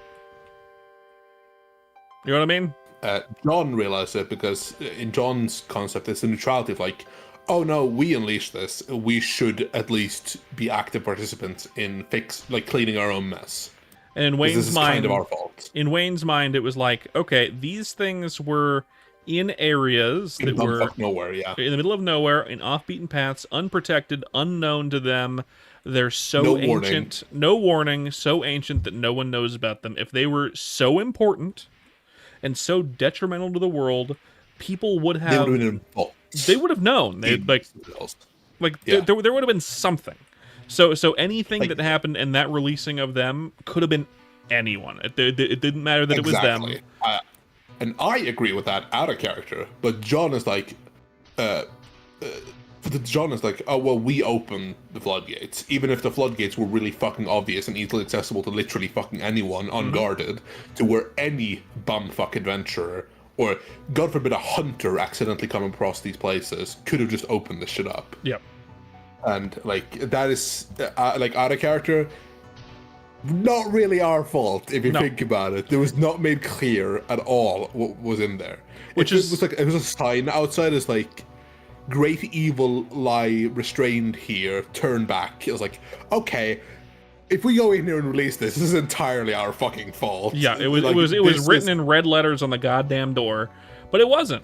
So Wayne It didn't is say glass building on the front, right? Like we just walked in and there was no real signs. It's like I understand Wayne's logic and I agree with Wayne's logic, but to John, it's like you open the door, you should close it again. Oh, yeah. right? and Wayne's logic is perfectly sound. So like he doesn't see himself as the bad guy. He doesn't see himself as the person who opened the floodgates. And his whole rationale is, okay, we're kind of too close to where these things got released. I kind of want to get as far away from here as possible, as quickly as possible. And in order to do that, I need stronger gear so I can help myself and people that I care about survive. At this point in time, it's just John essentially. Because he doesn't And, I do really think- he doesn't really give a rat's ass about anyone else in the party. Maybe Tograz slightly, and I do only think, because he thinks it's kind of rad that he can turn into animals. That's true. I do think with Wayne as well. Wayne's like, "Oh, we should leave." And John's like, "No, we released them. Like, we should at least have a hand in cleaning it up." Like, I do think John will twist Wayne's hand on it using the thing of like, Pyre wouldn't want you to just abandon this and let these people spread darkness all over the world, right? And I'd be like, that is true, but if Pyre wanted But me to fuck deal you. with it, I would have been given a prophecy, wouldn't I have? He gets a prophecy next time he goes to sleep. Right. After saying that, That would be very funny. And then Wayne would wake up and of course you don't sleep, so you'd see Wayne get up, sit up in bed and just go. look over. It's like, God damn it! He wouldn't even look you. He would just like look down and just go, fuck, you know. Just like looked at his hands. John's looking at him. It's like visions. And Wayne like, No. fuck, God damn it! No, you'd no. be like visions. You'd be like, no, I don't know what you're fucking No. talking about. There were no visions as his hair catches on fire. Like, Pyre tried to seal them, didn't he? No. No, Pyre didn't tell me shit, and his hair gets even more on fire. That's exactly what's gonna fucking happen. That'd be very funny, yeah. If Pyre gave me a vision, let him smite me now as I completely set a light on fire. And you go, uh-huh, and I go, this proves nothing. This could have been anything. This could have been any fire. Turns into golden fire. You're like, uh-huh. I'm like, helium. Chemical reaction. Chemical reaction, yeah. There must be a helium leak nearby. I thought my voice sounded a little squeaky. Yeah, sure. It's so silly.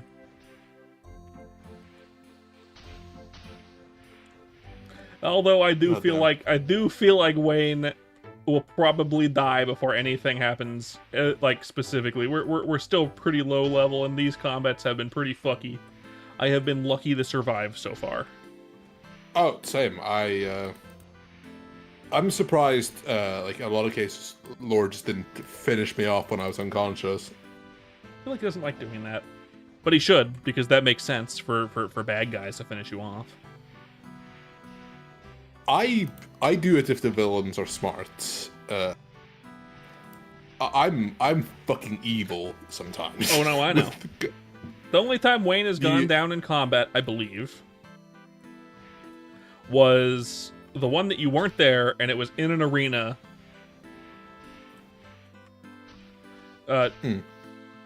Fucking lore rolled 30 damage and downed me instantly.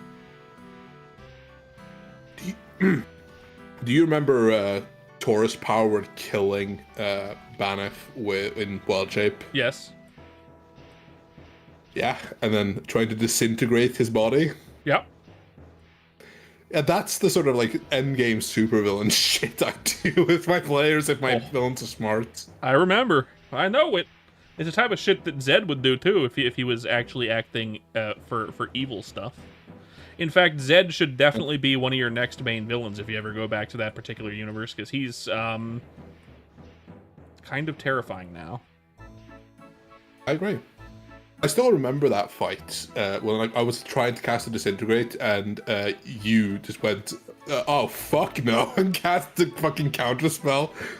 As Zheneb. Yeah. Because second I was like, yeah, I'm just gonna cast disintegrate on Baneff's dead body to make sure you're gonna need true resurrection to bring his ass back. And Zed was like, no, that's not happening. I think that is it's the last time I really had fun with a villain in that group, because Taurus was just such a fucking menace. Mm-hmm. I have no clue how Zed could be seen as a main villain in a campaign, but I know he easily could be. You'd have to be the looming like antediluvian background threat. Probably. Because like those villains are fine. I don't think they can be main villains, because he's an optional. For me, villain. at least, main villains have to be deeply personal to the players. And otherwise, Zed why wouldn't the do fuck anything would personal to the care? players, I don't think. No, he never would, because that would be inviting problems, and Zed doesn't invite problems. No. He eliminates problems. That's right. If there's a problem, it's no longer a problem because it doesn't exist anymore. Or it's forgot that ever existed. That's right. Like for example, when we went to that alternate world, Zed was like, "Okay, this is a problem. Let's just destroy the whole thing." Yeah. Also, like the alternate version of like when you had to destroy the alternate reality and you fought a variant of Zed, it was so fast that he just went, "Oh no, I'm just bailing on this reality. Actually, I'm not going to help these people till the very end." You mean Insane Zed? Yeah. Yeah, because Insane Zed was instilled with that particular that was Sane Zed's failsafe when he was younger and before the insanity seeped in fully. He basically cast a curse on himself that made it so no matter what, your whole goal is survival. Even at the detriment of everyone else, even your allies. Right? You don't have allies. You are your own ally. You need to survive so I can survive. He instilled his normal mindset into a being that shouldn't have that mindset ever, which makes him dangerous. Yep.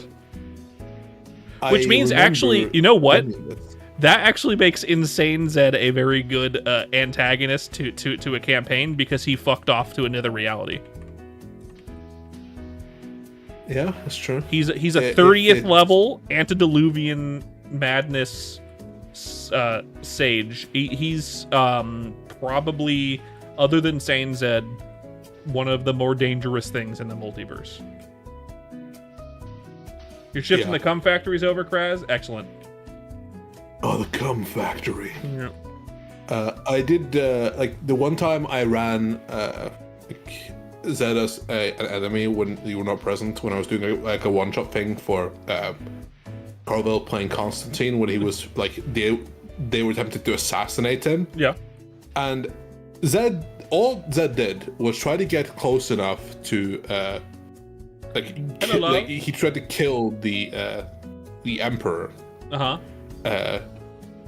Nearly succeeded, but then he was like in melee with the Emperor of the Silver One Empire and Constantine. He was like, no. So his next course of action when he was revealed, to like the detriment of all other allies in the assassination attempt, was placing Maddening Darkness and then fucking off. That's a very valid Zed tactic. Absolutely. Yes, because he was in melee with a 20th level paladin. Yeah, he's not dealing with that. Exactly. So he accidentally fucked over the other allies that was with him in the assassination attempt by placing that Maddening Darkness. And I remember, like, in character, like, having to do, like, Nevarin's roleplay, it was like, why the fuck would you do that? Like, I don't have True Sight cast, you blibbering idiot. Right.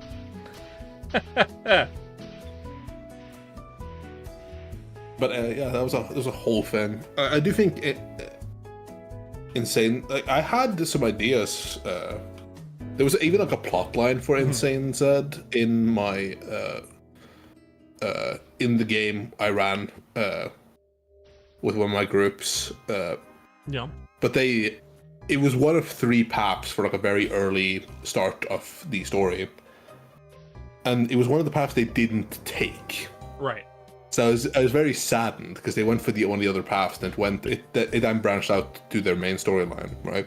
Zed was one of the paths to the main storyline because Zed was tied to Cronoa, who was their initial main antagonist. And Zed was going to be sort of like the line towards it.